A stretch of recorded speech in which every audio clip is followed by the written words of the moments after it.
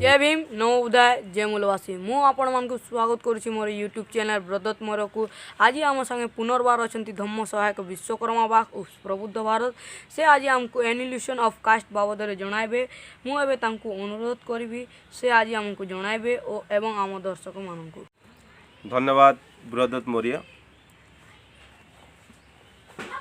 आउ समस्त को जय भीम नमो बुधाय जय मूलवासी आज कारुणिक बुद्ध को नमन करी मु आज नुआ कॉन्सेप्ट नुआ विषय वस्तु पर आपण मानकु गोटे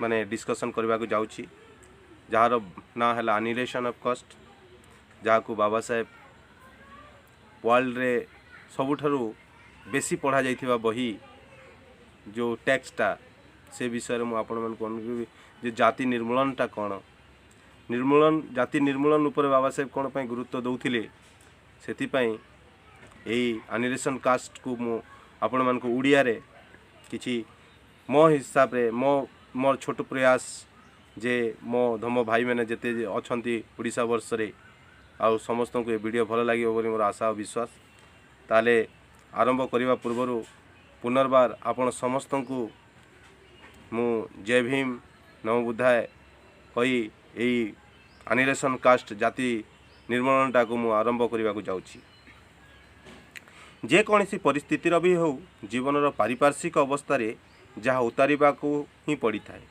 जदि सही पारिपार्श्विक न हुए ताहले जेमिति पानी रे तेलर बिंदुटीए पकई दिया जाए से वातावरण तो मिसी जाई रहे हेले से परिस्थिति रे मिसी पारे नाही ताहार फेक्शन करि पारिबो बा भांगी पारिबो हेले ताहा केबे भी पानी सहित मिली पारिबो नाही ताहा को कहा जाए ऑब्स्ट्रक्शन कहा जाए बा मात्र वैचारिक कहा जाए मात्र संकल्पनात्मक हेले यही संकल्पनात्मक जीवन धार्मिक जीवन हो पारिबो नाही it can be unconsciousness life it have come to experiential life आपणकर अनुभवर ताहा उतारिबा ताहा जरूरी अटे यही अनुभव बौद्धिक अनुभव हो पारे हेले ताहा क्यों प्रक्रिया ताहा विशिष्ट परिस्थिति रे ही आरंभ होता है मु जेउठी जन्म नेछि बढ़ी पालित होइछि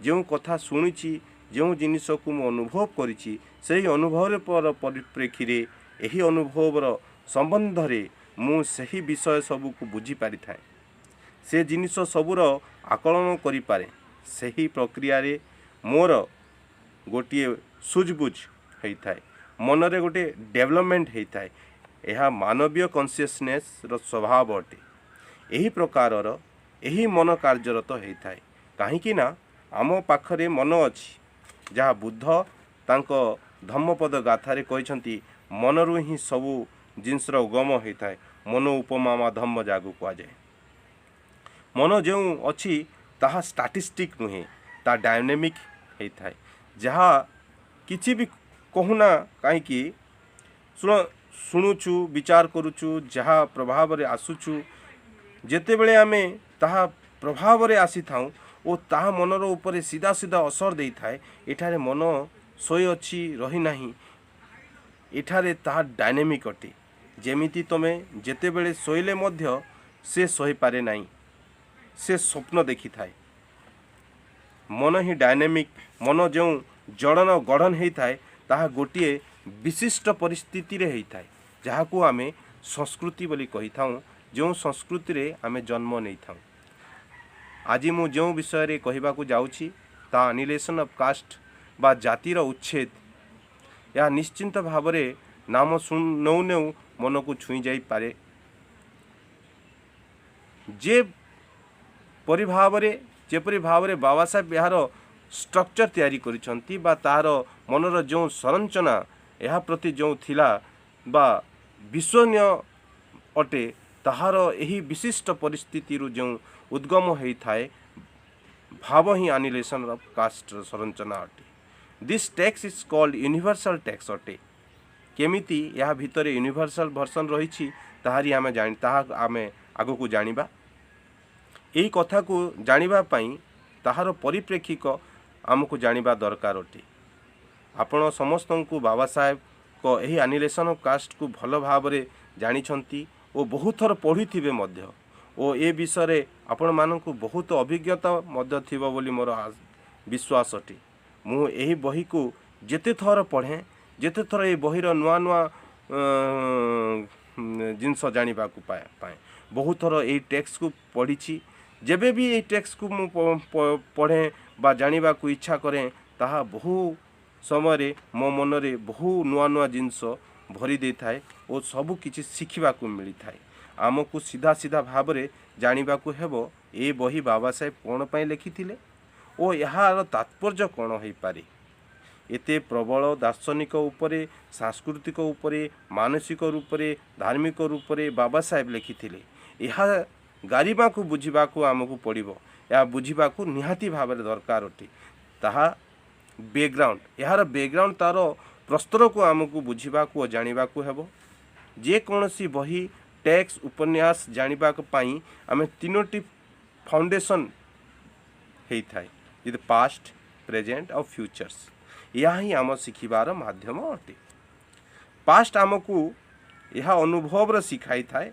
past always refer to blame और स्प्रेस्ट संबंध रही थाए। यह इतिहास सहित संपर्क रही थाए। यह आमर लर्निंग एक्सपीरियंस अटे। और प्रेजेंटा कौन प्रेजेंट सदा सर्वदा भैल्यू को एनालाइज करि थाए। भैल्यू सहित ताहार मेल रही थाए। कारण आपण शुणिथिबे वेदरे विमानर कथा कह जाइछि तेबे से समय विमान थिला। गणेश महोत्सव चली वेदरे प्लास्टिक सर्जरी थिला जहाँ आपण पॉपुलर मीडिया रे भी शुणुथिबे। जो भी बही टेक्स्ट शास्त्र को प्रेजेंट तार भेद को बाहर करू थाए। तेणु आगरे जहाँ कह जाइछि ता आज रिलेवेंट अच्छी कि नहीं ता विश्वास योग्य कि नुहे ता जानिबा हमको प्रेजेंट रु मिली थाए। तार मान्यता आज अच्छी कि नहीं जानिबा दरकार अटे।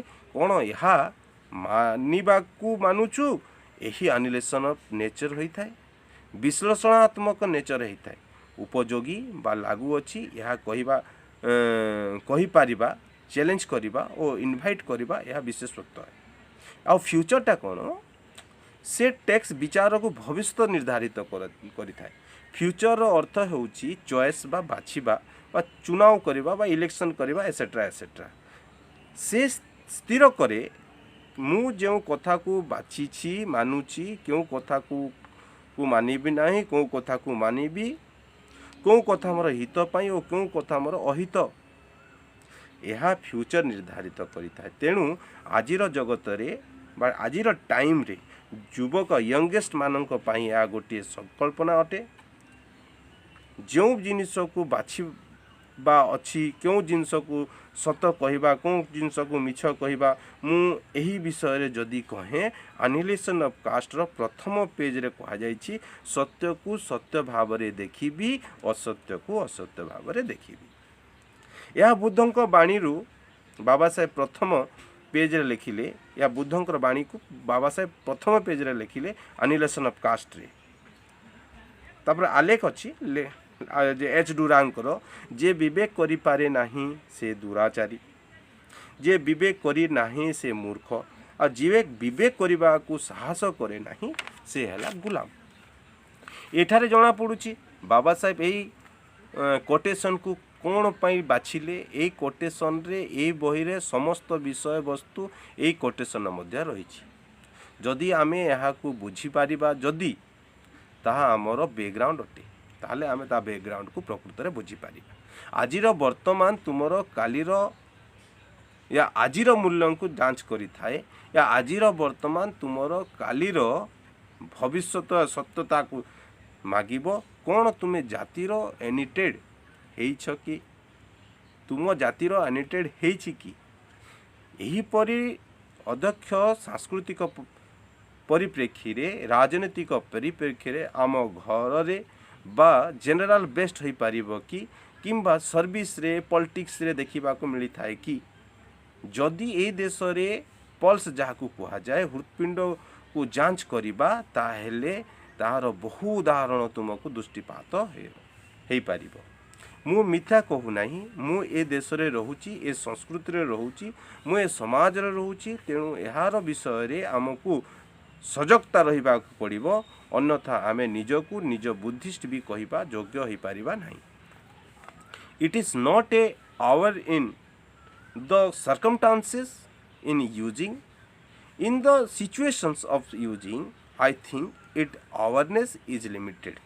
सजगता जातिर न हुए ताहेले ट्रांसपरेटिव अवेयरनेस हो पारिबो नाही, जहाँ को आमे स्टैटिस्टिक अवेयरनेस कहूँ।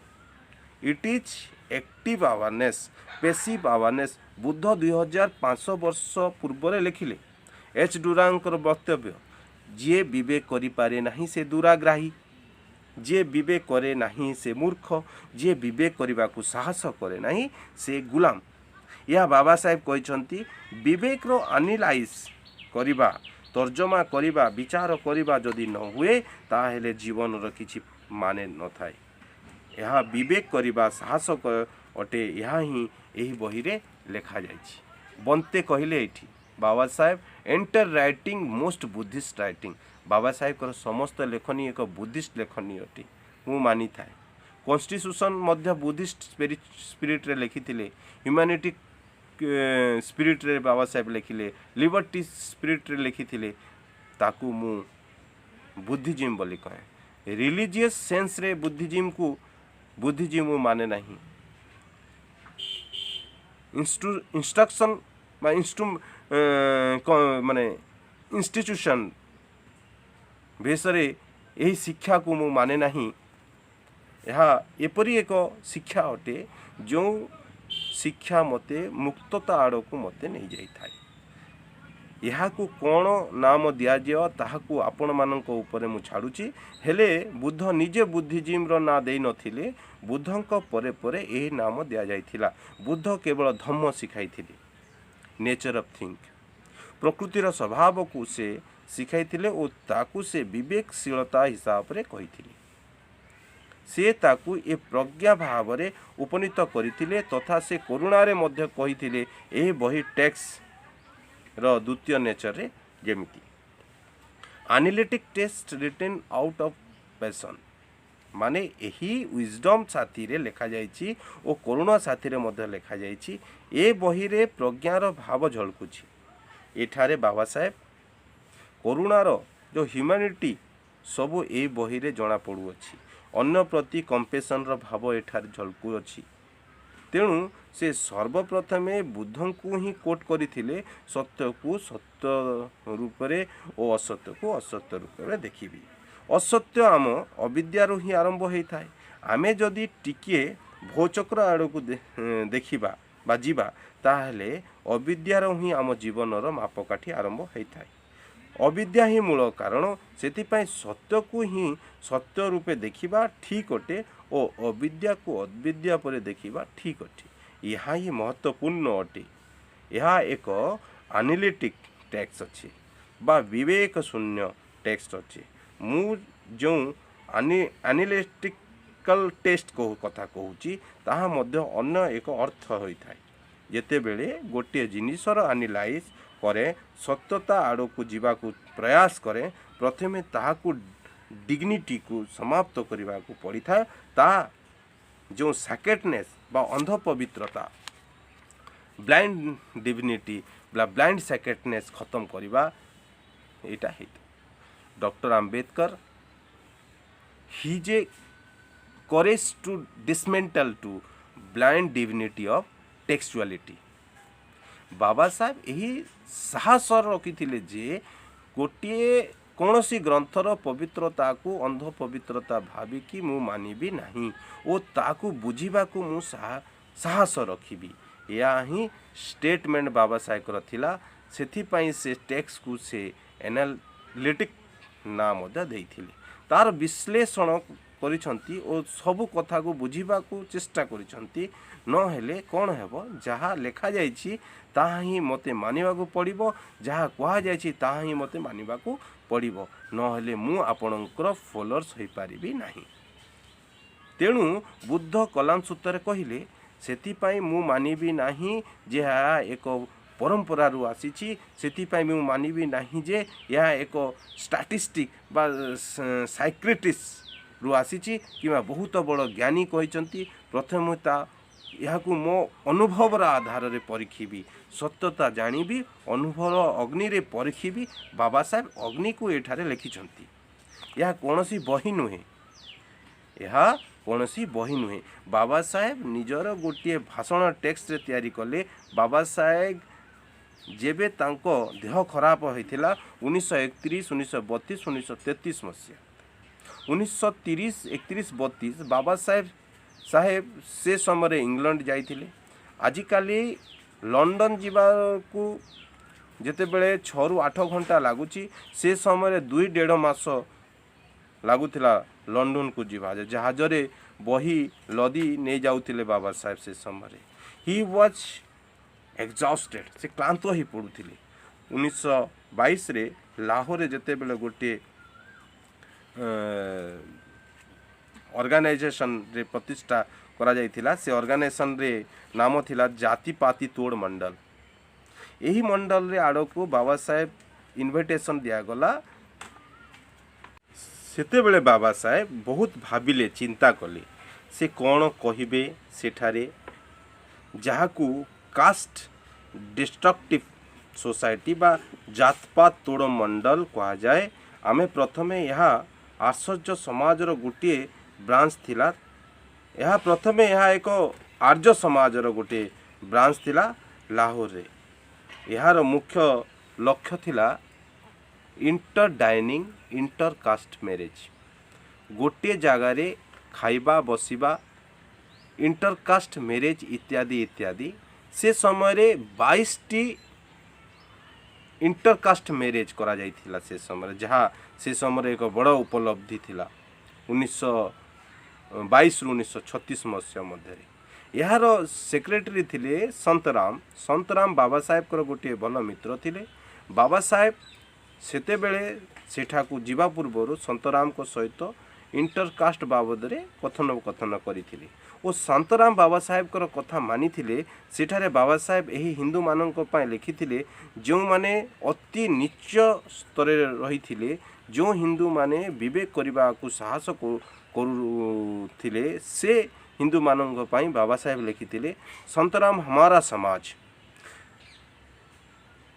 ଯେ ପର୍ଯ୍ୟନ୍ତ ଜାତିର ବୁନିୟାଦି ନଷ୍ଟ କରିବା ନାହିଁ, ସେ ପର୍ଯ୍ୟନ୍ତ ଜାତି ନଷ୍ଟ ହୋଇପାରିବ ନାହିଁ। ହିନ୍ଦୁ ଧର୍ମ ହିଁ ଏହାର ଏକ ବୁନିୟାଦି ଅଟେ, ଧର୍ମ ହିଁ ଏହାର ବୁନିୟାଦି ଅଟେ।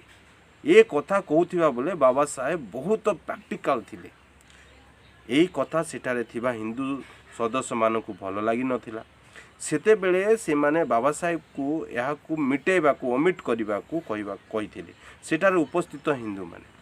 ସେତେବେଳେ ବାବା ସାହେବ କହିଲେ, ପ୍ରାଗ୍ମାଟିକ୍ ଅଣ୍ଡରଷ୍ଟାଣ୍ଡିଂ ଅଫ୍ କାଷ୍ଟ ବାବା ସାହେବଙ୍କର ବିଚାର ଥିଲା। ଭାରତ ଛାଡ଼ି ଭାରତ ବାହାରେ ଯେଉଁଠି ଏହି ଆନିଲେସନ୍ ଅଫ୍ କାଷ୍ଟର ଛିଟା ପଡ଼ିଛି, ସେଠାରେ ଏହାର ପ୍ରଭାବ ପଡ଼ିଅଛି। ବାବା ସାହେବ ଟେକ୍ସ ସନ୍ତରାମକୁ ପଠାଇଥିଲେ ଓ ତାଙ୍କ ଛପାଇବାକୁ କହିଥିଲେ। ସେ ସମୟରେ ଯେତେବେଳେ ଯେଉଁ ଉପସ୍ଥିତ ହିନ୍ଦୁ ସଦସ୍ୟମାନେ ଟେକ୍ସକୁ କିଛି ପରିବର୍ତ୍ତନ କରିବା ପାଇଁ ବାବା ସାହେବକୁ ଓମିଟ୍ କରିବା ପାଇଁ ଯେତେବେଳେ କହିଲେ, ବାବା ସାହେବ ସେ ସମୟରେ କହୁଛନ୍ତି, I have never change to my single word in my tax.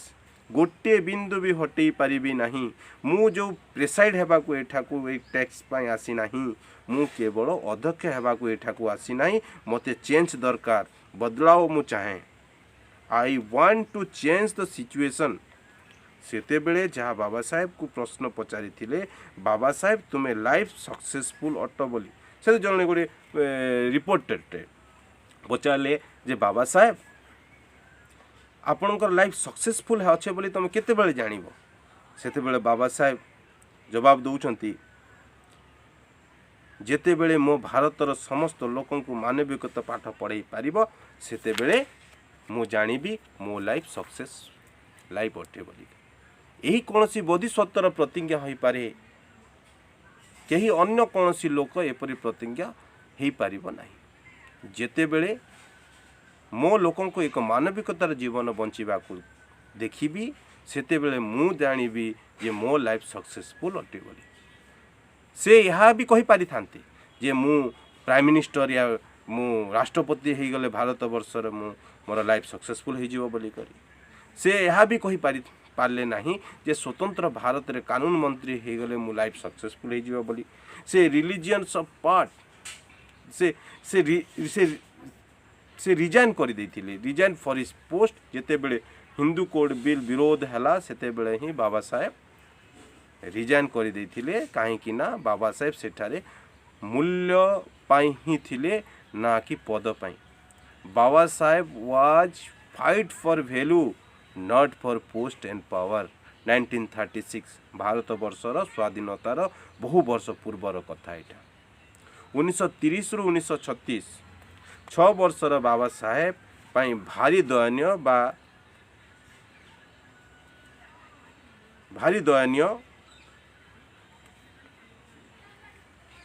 বা ମାନେ 6 ବର୍ଷର ଦୟନୀୟ ବା କ୍ରୁସିଆଲ ପିରିୟଡ଼ ଥିଲା ବାବା ସାହେବଙ୍କ ପାଇଁ। 1936 London round table conference.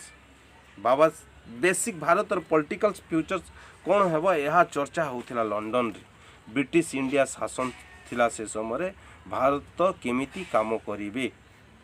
Third round table conference ହୋଇଥିଲା, ତା ମଧ୍ୟରେ ସେତେବେଳେ ଇଣ୍ଡିଆନ୍ ଆକ୍ଟ 1935ରେ ପବ୍ଲିଶ ହେଇଥିଲା। ସେତେବେଳେ ସମ୍ବିଧାନ ଆସିନଥିଲା, ସେତେବେଳେ ଇଣ୍ଡିଆରେ ଇଣ୍ଡିଆନ୍ ଆକ୍ଟ 1935 ହିଁ ଭାରତର ସମ୍ବିଧାନ ଥିଲା। ଏହା ଏହି 3ଟି କନଫରେନ୍ସର ଆଲୋଚନାର ବିଷୟବସ୍ତୁ ଆଧାରିତ ହୋଇଥିଲା। ଏଇ ଯେଉଁ ଇଣ୍ଡିଆନ୍ ଆର୍ଟିକଲ 1935 ଭାରତର ଯେଉଁ ସମ୍ବିଧାନ ସେ ସମୟରେ ଥିଲା, ଏ 3ଟି ମାନେ ରାଉଣ୍ଡ ଟେବୁଲ କନଫରେନ୍ସରୁ ହିଁ ସେଇଟା ଆଧାରିତ ଥିଲା। ଆପଣ ଜାଣିପାରୁଥିବେ କେତେ ମହତ୍ତ୍ୱପୂର୍ଣ୍ଣ କଥା ଭାରତ ପାଇଁ ତିଆରି କରାଯାଉଥିଲା। 1935ରେ ବାବା ସାହେବ ଯେତେବେଳେ ଲଣ୍ଡନକୁ ଆସିଲେ ସେତେବେଳେ ସେ ଘୋଷଣା କରିଥିଲେ, I am never die, I will not die in Hinduism. ହିନ୍ଦୁ ହୋଇ ତ ଜନ୍ମ ନେଇଛି, ହେଲେ ହିନ୍ଦୁ ହେଇକି ମରିବି ନାହିଁ। ଏଇ ଯେଉଁ ମାଇଣ୍ଡକୁ ଧରିବାକୁ ଆମେ ଚେଷ୍ଟା କରିବା ଟିକେ। ବାବା ସାହେବଙ୍କର ଏହି ଯେଉଁ ଫଲୋସିପ୍କୁ, ଏଇ ଯେଉଁ ଫଲୋନେସ୍କୁ, ଏ ଫଲୋ ଅଫ୍ ଥିଙ୍କିଙ୍ଗକୁ ଧରିବାକୁ ଚେଷ୍ଟା କରନ୍ତୁ। ଏ କଥାରୁ 2ଟି କଥା ଝଲକୁଥାଏ।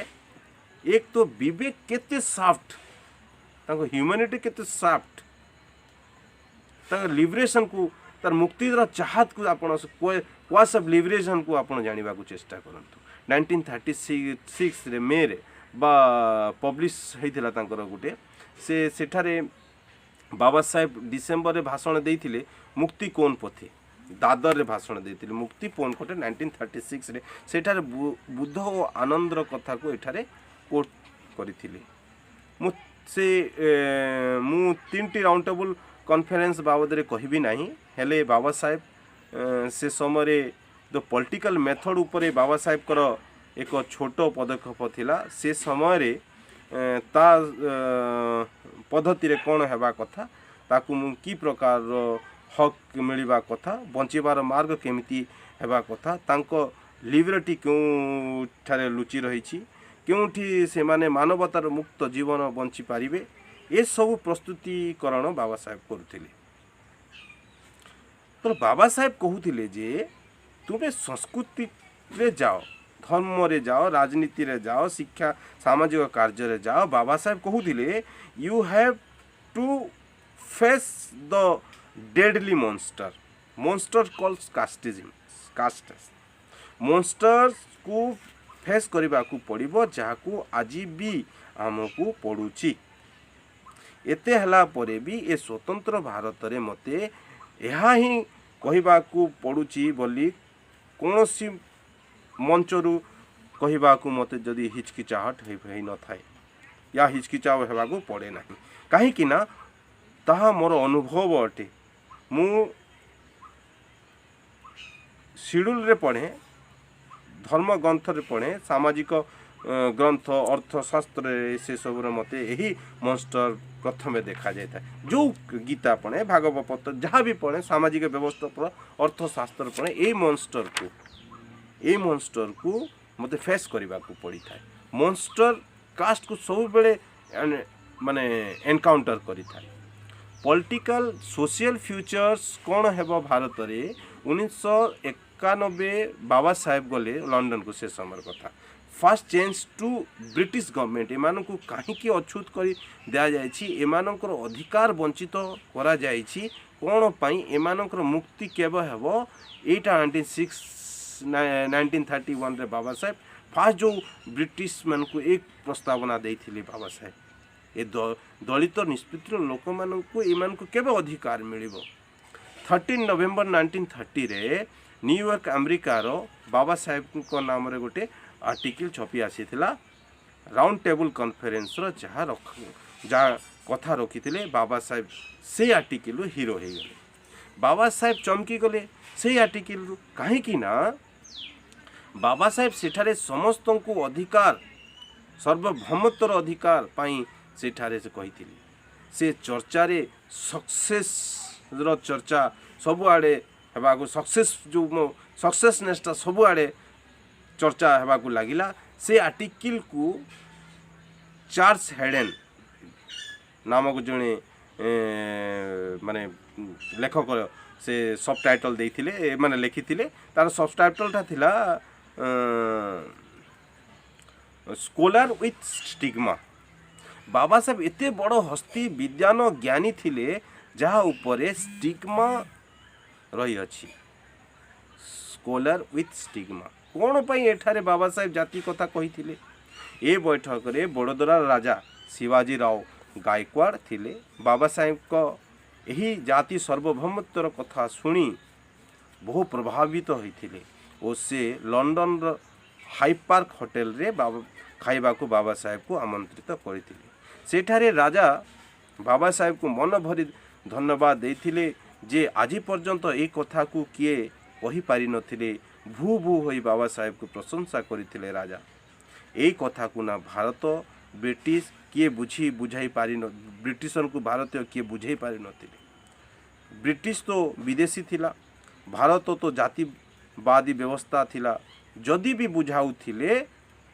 पर्टिकुलरली गोटे जाति विशेष उपरे कहउथिले आपण माने चिंता करंतु बाबा साहेब क्यों मानसिकतार समस्त भारतीयों सार्वभौमत्व रे कथा कहउथिले कौन सा कसमकस से नाव चला रहे होंगे निज समाज खाली नुहे समस्त कपाई round table conference round table रु बाबा साहेब आसी साइला परे बाबा साहेब हीरो हो गले सबु आड़े चर्चा हो गला बाबा साहेब को नारे यही कथा महात्मा गांधी को बहुत दुख देथिला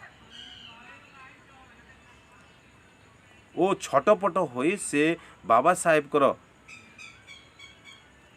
पूर्ण भारतर समस्त उच्च स्थान से छटपट होई से बाबा साहेब गांधी को भेट करी माने छटपट हो कले तापरे गांधी को प्रथम भेट गांधी और बाबा साहेब कर मध्य होइथिला 14 अक्टोबर 1931 14 अक्टोबर 1931 प्रसिद्ध भेट जहाँ को आम कहू जो बाबा साहेब विख्यात आलोचना बा वर्ड कही बाबा साहेब कही I have never homeland I am part apart ये विख्यात स्टेटमेंट बाबा साहेब को यही मीटिंग रु आसी अछि एठारे कुकुर बिलेई पर्यंत पानी मिले एठारे गाई पर्यंतर सम्मान अछि हेले एठारे मो लोकंकर सम्मान नहीं यह ही थिला फर्स्ट स्टेटमेंट बाबा साहेब को थिला जे भारतीय जातीय कांग्रेस अनटचेबल लोक माने अछंती एमानंकर उत्थान पई कोन करिथिला परे से कहिथिले मोर एठारे घर नहीं मु तुमर हिंसा बा भागांश भी नुहे तुमर जो पॉलिटिकल प्रोसेस रु सामाजिक प्रोसेस रु अर्थनैतिक प्रोसेस रु मोर कोनोसी अवदान नहीं किंबा मोर लोकंक मध्य सभाग नहीं बोली बाबा साहेब एठारे कहिथिले एई कथा जेते बेले गांधी को जना पड़िला ही हैव बिकम अलर्ट से अलर्ट हो गली और बिना डेरी करी समय विलंब न करी 1931 राउंड टेबल कॉन्फ्रेंस रे उपस्थित रही 1931 सेकेंड राउंड टेबल कॉन्फ्रेंस रे गांधी उपस्थित थिले ଗାନ୍ଧୀଙ୍କ ଏଜେଣ୍ଡା ଥିଲା ହିନ୍ଦୁ ସଲିଡାରିଟି ଯାହାକୁ ନଷ୍ଟ କରିବାକୁ ଦିଆଯିବ ନାହିଁ ବୋଲି ଗାନ୍ଧୀଙ୍କର ଲକ୍ଷ୍ୟ ଥିଲା। ସେଠାରେ ବାବା ସାହେବ ସ୍ୱତନ୍ତ୍ର ମତଦାନର କଥା କହିଥିଲେ। ସେତେବେଳେ ମାଇନରିଟି କମିଶନର ଅଧ୍ୟକ୍ଷ ଥିଲେ ରାମଶେଖ ମେକଡୋନାଲ୍ଡ ଥିଲେ। ସ୍ୱତନ୍ତ୍ରତା ମଜଦୁର ସଂଘର ସେ ଜଣେ ସଦସ୍ୟ ଥିଲେ। ଏମାନଙ୍କର ପଲିଟିକାଲ ରାଇଟ୍ସ କାହିଁ ଯିବ, କେବେ ମିଳିବ ପଲିଟିକାଲ ଲିବର୍ଟି? ଗାନ୍ଧୀ ଏ ସ୍ୱତନ୍ତ୍ର ମତଦାନ କମିଟିର ପୂର୍ଣ୍ଣ ବିରୋଧ କରିଥିଲେ, ପୁରାପୁରି ବିରୋଧ କରିଥିଲେ। ଏହାପରେ ଗାନ୍ଧୀ ଭାରତକୁ ଆସିଥିଲେ। ଭାରତକୁ ଆସି ସାରିଲା ପରେ ବଟ୍ ୟୁ ସି ବାବା ସାହେବ ୱାଜ୍ ଇଣ୍ଟରକାଷ୍ଟିଂ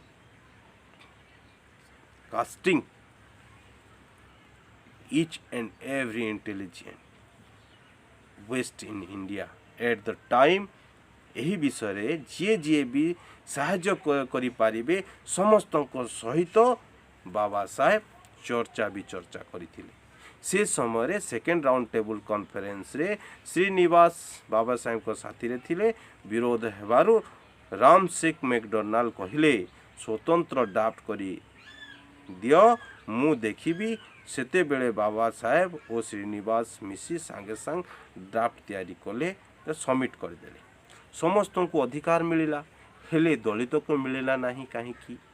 ରାମଶେଖ ମେକଡୋନାଲ୍ଡ ଲେବର ପାର୍ଟିର ସେ ଜଣେ ଅଧ୍ୟକ୍ଷ ଥିଲେ। ସେଥିପାଇଁ ଲେବର ସମସ୍ତଙ୍କର ହକ୍ ବିଷୟରେ ସେ ଜାଣିଥିଲେ। ତେଣୁ he was ସିମ୍ପାଥିକ୍ with Baba Saheb demand. ଠିକ୍ ଅଛି, ମୁଁ ଏହା ଉପରକୁ ବିଚାର କରିବି ଓ ତାହା ହେବ କହିବି ବୋଲି ମେକଡୋନାଲ୍ଡ କହିଲେ। ଯେତେବେଳେ ମାଇନରିଟି କମିଶନର ଅଧ୍ୟକ୍ଷ କମ୍ୟୁନାଲ ଆୱାର୍ଡ଼ ଜାରି କରିଥିଲେ, ସେତେବେଳେ ବାବା ସାହେବ ସେଠାରେ ଜିତିଗଲେ ଓ ସେହି ଆୱାର୍ଡ଼ରୁ ଯେଉଁ ବେନିଫିଟ୍ ମିଳିବ ତାହାର ବିଶ୍ୱାସ ବାବା ସାହେବଙ୍କ ମନରେ ମନରେ ଗୋଟେ ଉତ୍ସାହ ଜାଗି ଉଠିଥିଲା। ଯେଉଁ କମ୍ୟୁନାଲ ଆୱାର୍ଡ଼ରୁ ଯେଉଁ ରିୱାର୍ଡ଼ ଯେଉଁ ମିଳିଲା ବାବା ସାହେବଙ୍କୁ, ତାହାପରେ କ'ଣ ହେଇଗଲା ଆପଣମାନଙ୍କୁ ଜାଣିଥିବେ। ଏହାପରେ ଗାନ୍ଧୀଙ୍କର ଜୈବିକ ଉପବାସ ଆରମ୍ଭ ହୋଇଗଲା। ମହାତ୍ମା ଗାନ୍ଧୀଜୀ କେବେ ଜାତି ନିର୍ମୂଳନ ପାଇଁ ପୋଚ୍ ବା ଏ ଯେଉଁ ହରତାଳ କେବେ କରିନାହାନ୍ତି। ସେ ତାଙ୍କର ଜୀବନର 21 ଥର ଜୈବିକ ଉପବାସ କରିଥିଲେ। 21ଟି ଉପବାସରୁ ଜାତି ବ୍ୟବସ୍ଥା ଶେଷ ହୋଇଯାଉ ବୋଲି ଗୋଟିଏ ବି ଉପବାସ ଏଇ ନାଁରେ ସେ କରିନାହାନ୍ତି। ସେ କହୁଥିଲେ ଜୀବନ ଦେଇ ମଧ୍ୟ ମୁଁ ଏ ସେପାରେଟ୍ ଇଲେକ୍ଟ୍ରଲକୁ ବିଚ୍ଛେଦ କରିପାରିବି ନାହିଁ। MC ମୁଞ୍ଜେ ଆଉ ରାଜା ମିଶି ଏକ ଜଏଣ୍ଟ ଇଲେକ୍ଟ୍ରାଲ ଡ୍ରାଫ୍ଟ ତିଆରି କରିଥିଲେ ଓ ଗାନ୍ଧୀଙ୍କୁ କହିଥିଲେ ଇଂରେଜମାନଙ୍କ ସାଥିରେ ସଳାସୁତରା କରି ଏହାକୁ ପାସ୍ କରନ୍ତୁ। ବାବା ସାହେବକୁ ସେପାରେଟ୍ ଇଲେକ୍ଟ୍ରାଲକୁ ଭୁଲି ଯାଆନ୍ତୁ।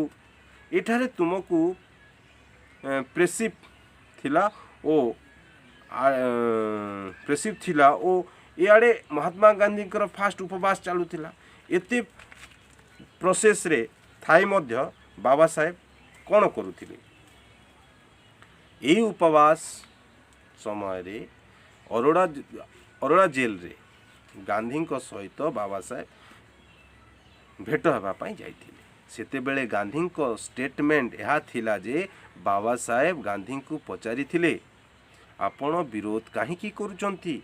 ଗାନ୍ଧୀ କହିଲେ ଯେଉଁ ଅଛୁତମାନେ ଅଛନ୍ତି ସେମାନଙ୍କ ଯୋଗୁଁ ହିନ୍ଦୁ ସଲିଡାରିଟି ଶେଷ ହୋଇଯିବ। ତେଣୁ ଏମିତି ବିୟୋଗକୁ ମୁଁ ସହିପାରିବି ନାହିଁ। ତେବେ ବାବା ସାହେବ ଆନିଲେସନ୍ ଅଫ୍ କାଷ୍ଟରେ ଲେଖିଲେ ବ୍ରାହ୍ମଣ ହିଁ ଏଜୁକେସନର ହକ୍ କାହିଁକି ନେବା କଥା?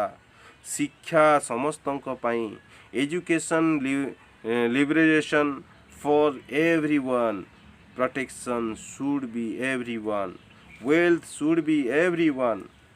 ବିଶିଷ୍ଟ ଜାତିର ମାଲିକାଣା ହକ୍ କାହିଁକି ହେବା କଥା, ମିଳିବାକୁ କଥା, ଏହା ଭାଙ୍ଗିବା କଥା ନୁହେଁ।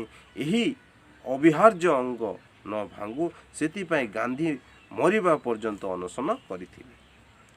କେଉଁଠି ବି ପାଣି ଯାଇପାରିବ ନାହିଁ ସେମିତି ସିଚୁଏସନ୍ ତିଆରି କରିଥିଲା ଗାନ୍ଧୀ। ଏଠାରେ ବାବା ସାହେବ ଗାନ୍ଧୀ एठारे बाबा साहेब को चिंता करंतु से समय केमती केमती परिस्थिति सृष्टि होइथिबो आ शुणी करी बाबा साहेब कांदी पकाइथिले या बाबा साहेब प्रथम कांदीबा बाबा साहेब 3 थर कांदी थिले तांको जीवन रे कॉन्स्टिट्यूशन असेंबली रे एंट्री करबा समय रे प्रथम कांदी थिले तांको राइट्स पाई और सेकेंड हला रिबन जेते बेले बुद्ध धर्म को से ग्रहण कले मु पुनर्जन्म पाइली से समय थरे कम्युनल अवार्ड रु बाबा साहेब को यही रियलाइज हला जे माने पॉलिटिकल रिफॉर्म पूर्वरु सोशल रिफॉर्म आवश्यक अटे कल्चरल रिफॉर्म आवश्यक अटे सोशल रिफॉर्म बिना पॉलिटिकल रिफॉर्म होई परिबो नाही गांधी हिसाब रे चतुर्वर्णर संस्कार पाई मु अछूतन को अलगा करि परिबी नाही yes you see just you see doctor Ambedkar interestingly commented about chaturvarna system futures जोठी तुमको चॉइस हेबा कथा कौन तुम choice chaturvarna system casteless system ना लिबर्टी इक्वालिटी फेटर्निटी हेबो चॉइस तुमको बाछिबा को पड़िबो एटा ही एही एनिलेशन कास्टर विशेषत्व तुमको कहा को केमिति चॉइस दरकार बा पसंद बाछिबा को पड़िबो तुमको एही लाइक करि थाए से तुमरो निष्पत्ति बा मतदान केते जस्टिफाई कि नुहे बोली एथिरे ही तुम भविष्य देखा जाई थाए अन्यथा नुहे यह ही थिला बाबा साहेब को मंतव्य ए एनिलेशन ऑफ कास्ट रे प्रत्यक्ष टैक्स रे आप आमको भाविबा पई बाध्य करि थाए जे क्यों टैक्स क्यों चॉइस आमको भविष्य रे राइट टैक्स बा चॉइस होई पारे सत्यता आड़ को आमको नहीं पारे यह ही ए टैक्स रो मूलदुआ अटे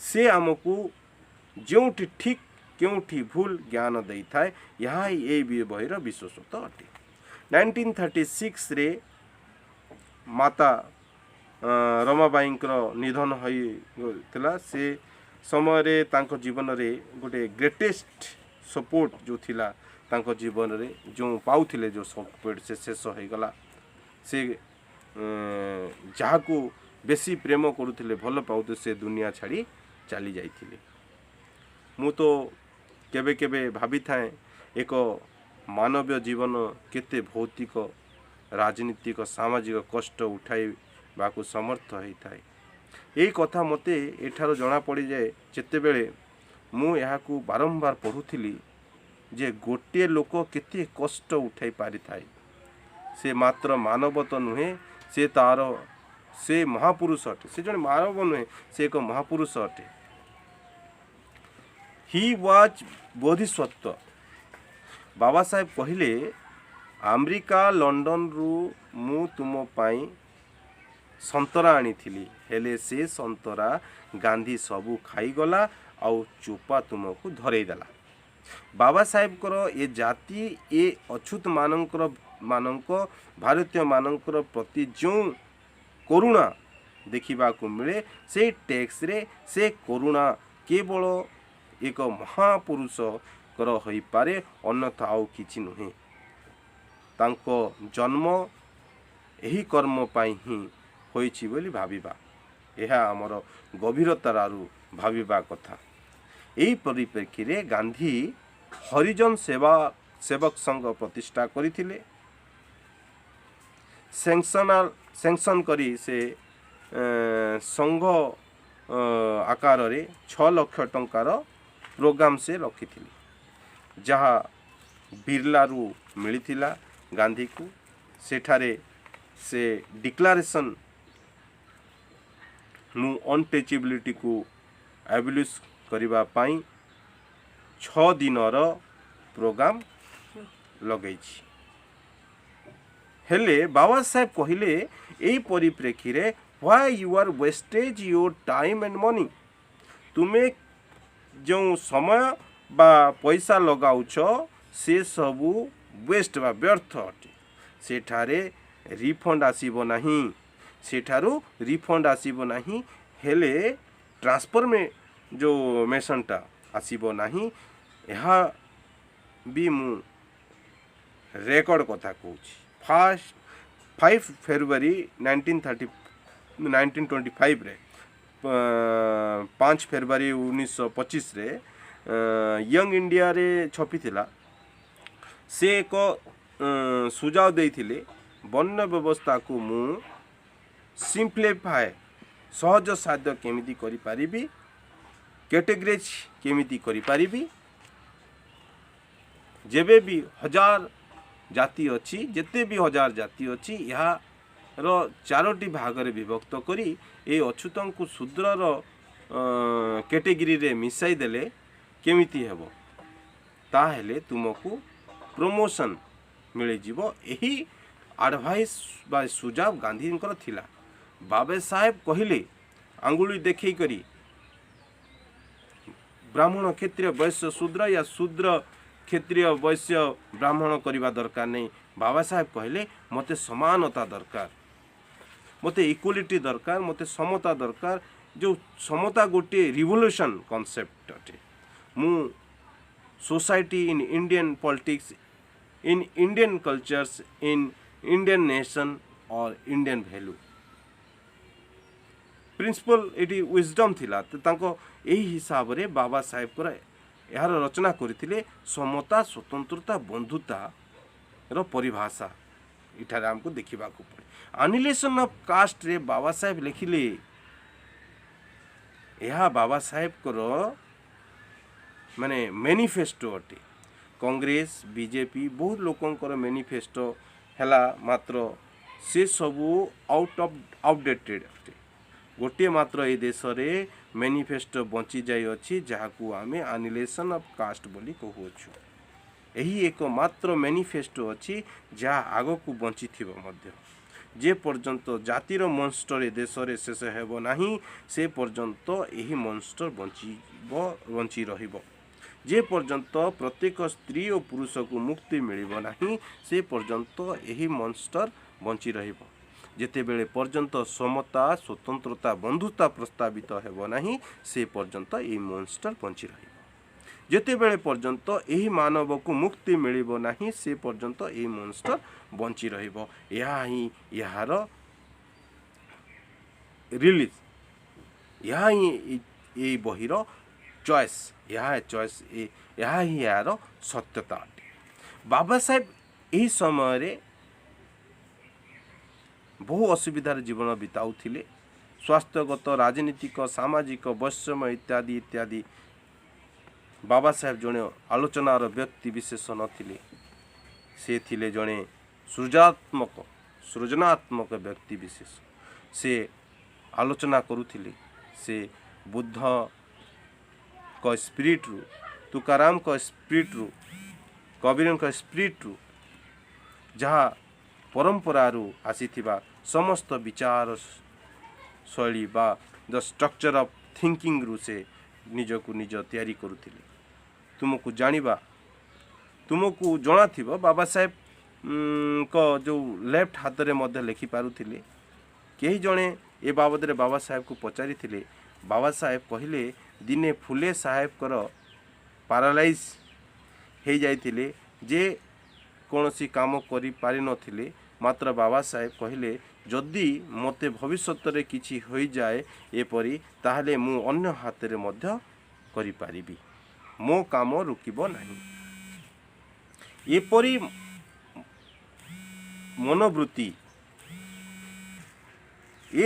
मनोवृत्ति एक बुद्धिस्वत्र ही होई पारे बाबा साहेब राजनीतिक सामाजिक धार्मिक अर्थनैतिक वैज्ञानिक दृष्टिकोण निजको निजे से तैयारी करथिले से एही एनिहिलेशन ऑफ कास्ट माध्यम रे एही समाज रे थिबा जो शत्रुतार भाव को चैलेंज करथिले ओ तार समाधान मध्य हमको देथिले जेपरि चारि आरे सत्य थिला ए जीवन रे दुखमय अटे दुखर कारण अच्छी दुखर निदान अच्छी और निदानर मार्ग जहाँ को आम आर्य अष्टांगिक मार्ग बोली कही था यही कंप्लीट कॉन्सेप्ट बुद्ध ଯେପରି ଆମକୁ ଦେଇଥିଲେ।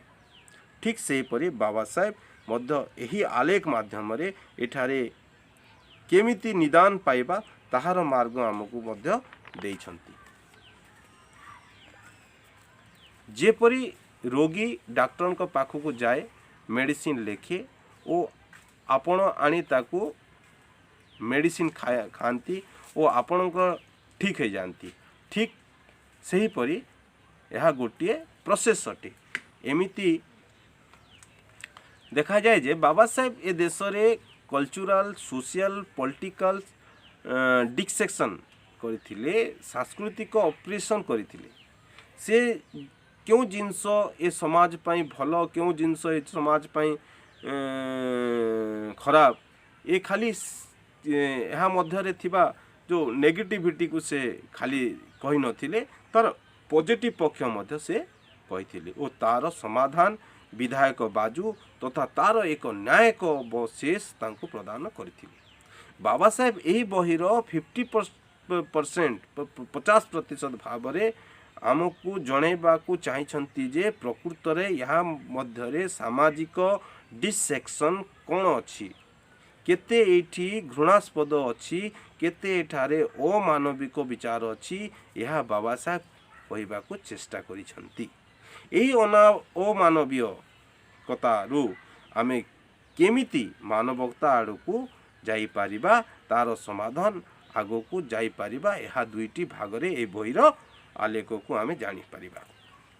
ସେ କହୁଛନ୍ତି, ଯେବେ ପର୍ଯ୍ୟନ୍ତ କୌଣସି ବି ଲୋକ ଆନ୍ଦୋଳନକୁ କିମ୍ବା କ୍ରାନ୍ତିକୁ କିମ୍ବା କ୍ରାନ୍ତିରେ ସମ୍ମିଳିତ ନ ହେବ, ସେତେବେଳ ପର୍ଯ୍ୟନ୍ତ କ୍ରାନ୍ତିର ରେଜଲ୍ଟ ମିଳିବା ଆରମ୍ଭ ହେଇଥାଏ।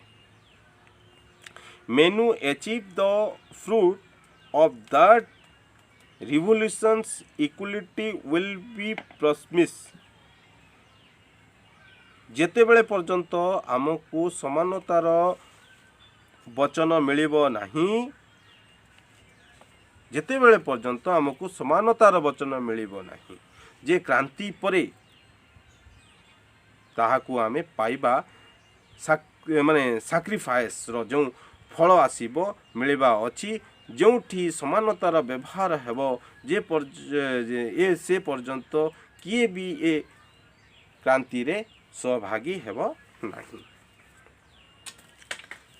ଏହାର ଗୋଟିଏ କାରଣ ହୋଇଥାଇପାରେ, ଏଠାରେ ମରିବା ଲୋକ କେହି ଜଣେ ଥାଇପାରେ ଓ ଫଳ ପାଇବା ତଥା ତାହାର ଫାଇଦା ନେବା ବାଲା ଅନ୍ୟ କେହି ହୋଇଥାଇପାରେ।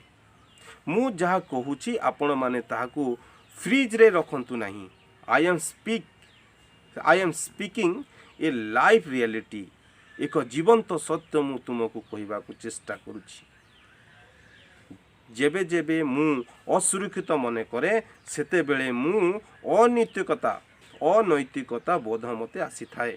ଏହି ଟେକ୍ସ ବାବା ସାହେବଙ୍କର ମୋ ମଧ୍ୟରେ ଉର୍ଜା ଦେଇଥାଏ। ତାଙ୍କ ବ୍ୟତୀତ ଅନ୍ୟ କେହି ମୋତେ ମୋର ସମାଧାନ ଦେଇନଥାଏ। ମୁଁ କୌଣସି ଅନ୍ଧପବିତ୍ରତା କିମ୍ବା ଅନ୍ଧବିଶ୍ୱାସରେ କହୁନାହିଁ। I can very well prove it from my experience। ଏହା ଏକ ବ୍ୟକ୍ତିଜାତ ମନ୍ତବ୍ୟ ହେଇଥାଇପାରେ। ବାବା ସାହେବ କହିଲେ, ଯଦି କ୍ରାନ୍ତି ଯେତେ ବି ବଡ଼ ହୋଇଥାଇପାରେ, ତା'ର ସ୍ୱରୂପ ସ୍ୱତନ୍ତ୍ରତା ନଥାଏ, ବନ୍ଧୁତା ନଥାଏ, ସମାନତା ନଥାଏ ବା ତା'ର ଫଳସ୍ୱରୂପ ମୈତ୍ରୀ ନାହିଁ, ତ ତାହାର କୌଣସି ମୂଲ୍ୟ ମଧ୍ୟ କିଛି ନାହିଁ। ଏ କ୍ରାନ୍ତିର କ'ଣ ପାଇଁ ସେ ମାନେ ଏହାର ମଧ୍ୟରେ ରହିପାରେ? ଏହି ଜାତିର କୌଣସି ମନଷ୍ଟର ଅଛି, ଶତ୍ରୁ ଅଛି, କେମିତି ଏହି ଜାତିର ଏଫିସିଏନ୍ସିକୁ ରୋକିବା କଥା? ସେ ଇକୋନୋମିକ୍ ଏଫିସିଏନ୍ସି ହେଇଥାଇପାରେ କିମ୍ବା କମ୍ୟୁନିକେସନାଲ ଏଫିସିଏନ୍ସି ହଉ, ରାଜନୈତିକ ଏଫିସିଏନ୍ସି ହଉ, ତୁମର ଯେଉଁ ସାଇଣ୍ଟିଫିକ୍ ଏଫିସିଏନ୍ସି ହଉ କିମ୍ବା ଧାର୍ମିକ ଏଫିସିଏନ୍ସି ହଉ ନା କାହିଁକି, ମୁଁ ଗୋଟେ ଧର୍ମ ସହାୟକ, ଧର୍ମକୁ ଅନୁସରଣ କରେ। ଗର୍ବ ସାଥିରେ ମୁଁ ନିଜକୁ ବୌଦ୍ଧ ବୋଲି କହେ मु जातिर एफिशिएंसी को जातिर परिचय को मु छाड़ी दे सारी यह मते सहजर नुहे यार अनुभव करवा किंबा करबा को मते सहज नुहे केउटा ठीक कोउटा एमिति भूल एमिति जो डीप रूटेड आधार आम भितर बसी रही केउठी ना केउठी जो ए संस्कार ए जातिर संस्कार जहाँ को कहा जाए यह आम मन रे जो डीप रूटेड हो रही आम मन रे आमर कॉन्शियसनेस रे यही कारण मु कौनसी ना कौनसी यह आमको पछकू टाणी नहीं थाए एक विशिष्ट परिस्थिति रे एक संघर परिस्थिति रे एक मानवीय परिस्थिति रे टोटल ट्रांसपोर्टेशन हेबा बा मनर अभिव्यक्ति करिबा एबे भी बाकी अछि we are still in process एबे भी आमे समस्ते यही प्रक्रिया रे सम्मिलित अछु यही कथा को ए विषय रे बाबा साहेब कही बाकु चेष्टा करिसंती यही एफिशिएंसी को बाबा साहेब कहबा को चेष्टा करिसंती यही कथा को बुझाइबा पई बाबा साहेब दुईटी मॉडल प्रस्तुत करथिले प्रथम मॉडलटी हला चतुर्वर्णर मॉडल समाज निजे निजे तैयारी होई न थाए कौनसी समाज तैयारी पाई एक कम्युनिकेशन आवश्यक अटे किछि कथा समानता दरकार और आवश्यक होता है उदाहरण पाई एक संघ को आमे नहीं पारिबा बौद्ध संघ त्रिरत्न बौद्ध संघ को आमे नहीं पारिबा एक ईश्वरीय समाज अटे टीवीएम जहाँ को त्रिरत्न बौद्ध महासंघ यार कौनसी भी आदर्श भी ऐश्वर्य नुहे केबे भी आमे एक विशिष्ट आदर्श को शरण जाई थाउ इठारे जेमिति बुद्ध धम्म संघ और बाबा साहेब अछंती किंबा ताहार एक स्वतंत्र ढांचा अच्छी आचरण आगमे शरण जाई थाउ एई जो कम्युनिटी रे से मोर भाई भौणी को जोड़िबा को चेष्टा करी एवं ता सेई तांको सहित मिलवा को चेष्टा करते ये सब मते निजको निजे समाजर सदस्यता हेबार अनुभव आसी थाए सेठारे मते गोटे स्ट्रक्चर मिली थाए सेठारु मते शक्ति मिली थाए यह आपण समस्ते मध्य अनुभव करि पारिथिबे यह ही मते अनुभव मिली थाए ए अनुभव रु मते प्रबलता मिली थाए एमिति भी भिक्षु संगरे हेई थाई पारे जेमिति एठारे सुसंवादित विचार हेई थाए से माने खाली बोध मु एमिति कहि पारिबी नाही अन्य भी हेई थाई पारंती एई कथा को बाबा साहेब कहिबा चेष्टा करिसंती जे कौनसी समाज हेबा पाई बा तैयारी करिबा पाई तार किछि माने कम्युनालिटी दरकार पड़ी था कम्युनिकेशन मान कॉमन चीज दरकार पड़ी था से जो कम्युनालिटी रो पर्सनटा से जो मिलित भाव जो आदर्श अच्छी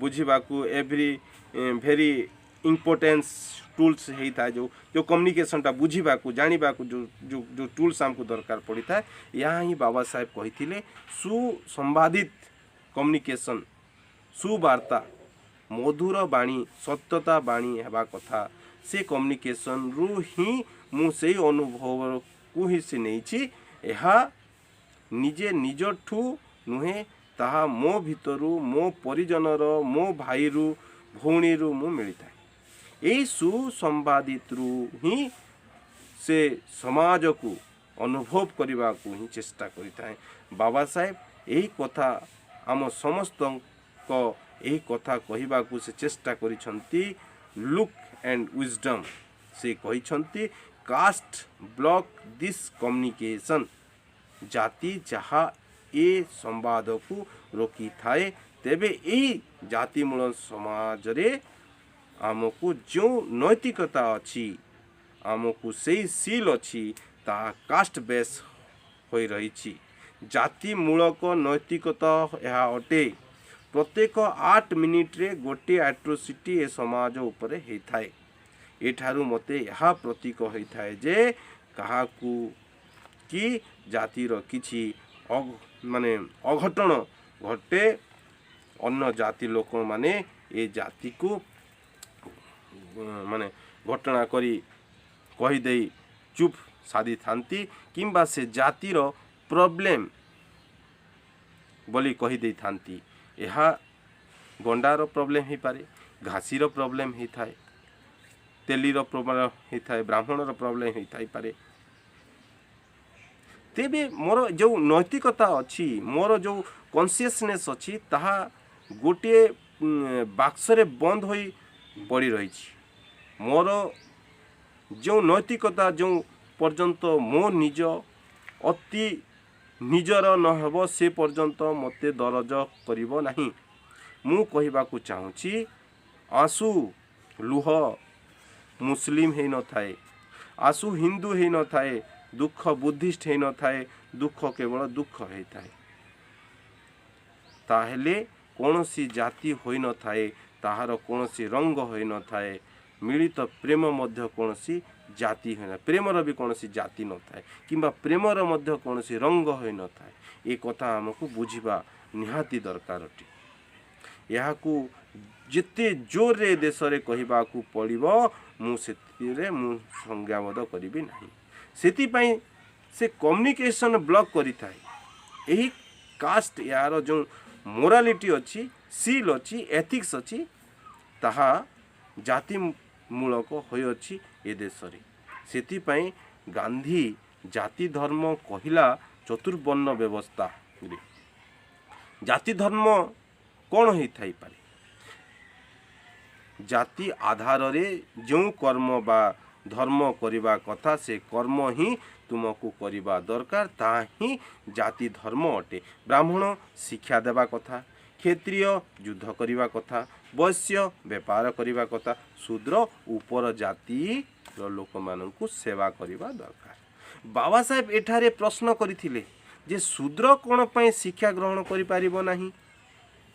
जेते बेले तांको उत्तर मिलिथिला तांकु शिक्षा देवार कौन आवश्यकता अटे? ऊपर तीन गोष्ठी रे पढ़ा लिखा लोक अछंती ना, तांकु सुरक्षा कौन पय आवश्यकता?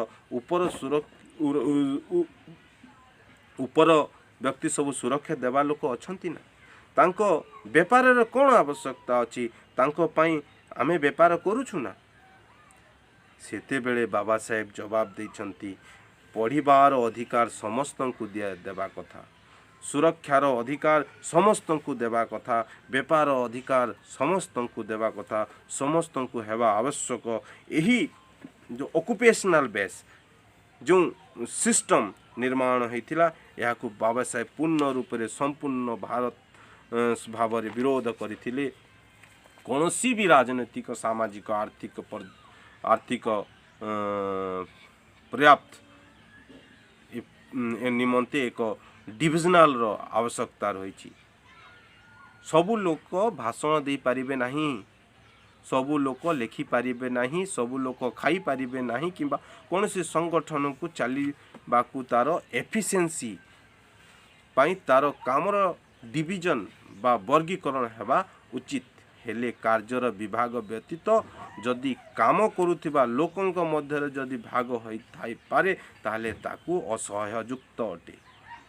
It not just division of labour but it divisions of labours. ये सबू सेति पई एक काम करिबा दरकार। ए नारी एथि पई एक काम करिबा दरकार, ए ब्राह्मण एथि पई एक काम करिबा दरकार। से लेबरंक डिविजन हेबा अनुचित अटे। तो लेबर का डिविजन हेबा अनुचित अटे, यह योग्य नुहे, यह अनैतिक अटे। यह ही बाबा साहेब कहवा को चेष्टा करिसंती ए टेक्स माध्यम रे, जोथि पई हमर जो नैतिकता अछि ताहा जाति मूलक होइथाए, ताहा व्यक्ति मूलक हेइ न थाए। That is complete base of birth, माने आपणकर जन्मर पूर्वरु तुमको जातिर जन्म नहीं थाए।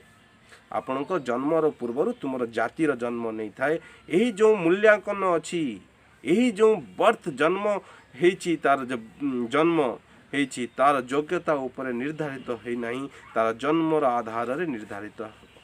यहाँ ही यही चतुर्वर्णर सिस्टम अटे जमी वर्ण व्यवस्था अच्छे ब्राह्मण क्षत्रिय वैश्य शूद्र यही चारि भाग रे जाति को बंटन करा जायछि एठारे लेबर रो डिवीजन होई नाही एठारे मनुष्यर रहिछि एठारे समाजर रहिछि एठी लिविंग बीन रहिछि बाबा साहेब कहले भारत रे जाति वर्णर 4टी सीढ़ी अच्छी जार पाहाच नाही केते माने इमोशनल केते माने गोटे आपण भावंतु दो इमोबिलाइट रही जोठी तुम्हें जन्म नहींच सेठारे तुमको मरिबा हेबो सेठारे ताहार सामाजिक समीकरण बुझा पड़ी थाए सामाजिक समीकरण को आमे बदलाई पारिबा जहाँ क्लास रे हेई थाए क्लास रे कौन हेई थाए ब्रेड रे केमिति जाम लागिबो खाइबा लंच एठारे एक माने कंडीशनिंग रही क्लास भी एते सहज नुहे ओ ताहा भी दूधरे धुआ हुआ माने धुआ हुआ समाज नुहे यही कथा को आमको बुझा पड़ो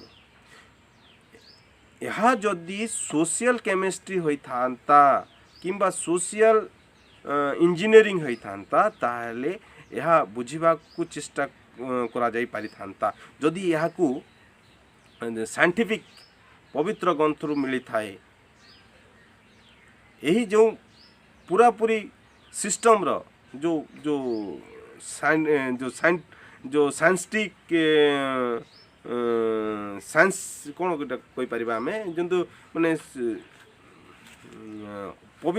पवित्र ग्रंथ साइक्रोटिक्स रु पवित्र ग्रंथ रु मिली थाए पवित्र ग्रंथ रु मिली थाए ताहेले यही कंडीशन आउ भी गभीर हो पड़ी थाए पवित्र ग्रंथ मु बहुत संक्षिप्त बुझेबा को आपण मन को चेष्टा करूची पवित्र ग्रंथ रु जो तुमको मान्यता मिले ओ जहाँ उपरे भगवान बसे दिया जाए ताहले ताहार तुम्हें कौन कहि पारिबो जेमिति हेले ए सिस्टम ही चमकी पड़िबो जेमिति मु उदाहरण देबा को पड़िबो ब्राह्मण क्षत्रिय वैश्य शूद्र इटा गोटे ग्रंथ रु आसी ए ग्रंथ किए रचना करिछि भगवान रचि यदि कौन सिस्टम उपरे भगवान को बसी दिया जाए तो से सिस्टमटा ही चमकी पड़ी ये बाबा साहेब कहवा को अनिलेशन कास्ट आमको चेष्टा करती सेमिति हेले ए सिस्टम ही चमकी पड़ी थाए जदि कास्ट इज सैंक्शन बाय सेकोटेक्स पवित्र ग्रंथ रु जदि ता मान्यता जदि अच्छी ओ ताहार मान्यता प्राप्ति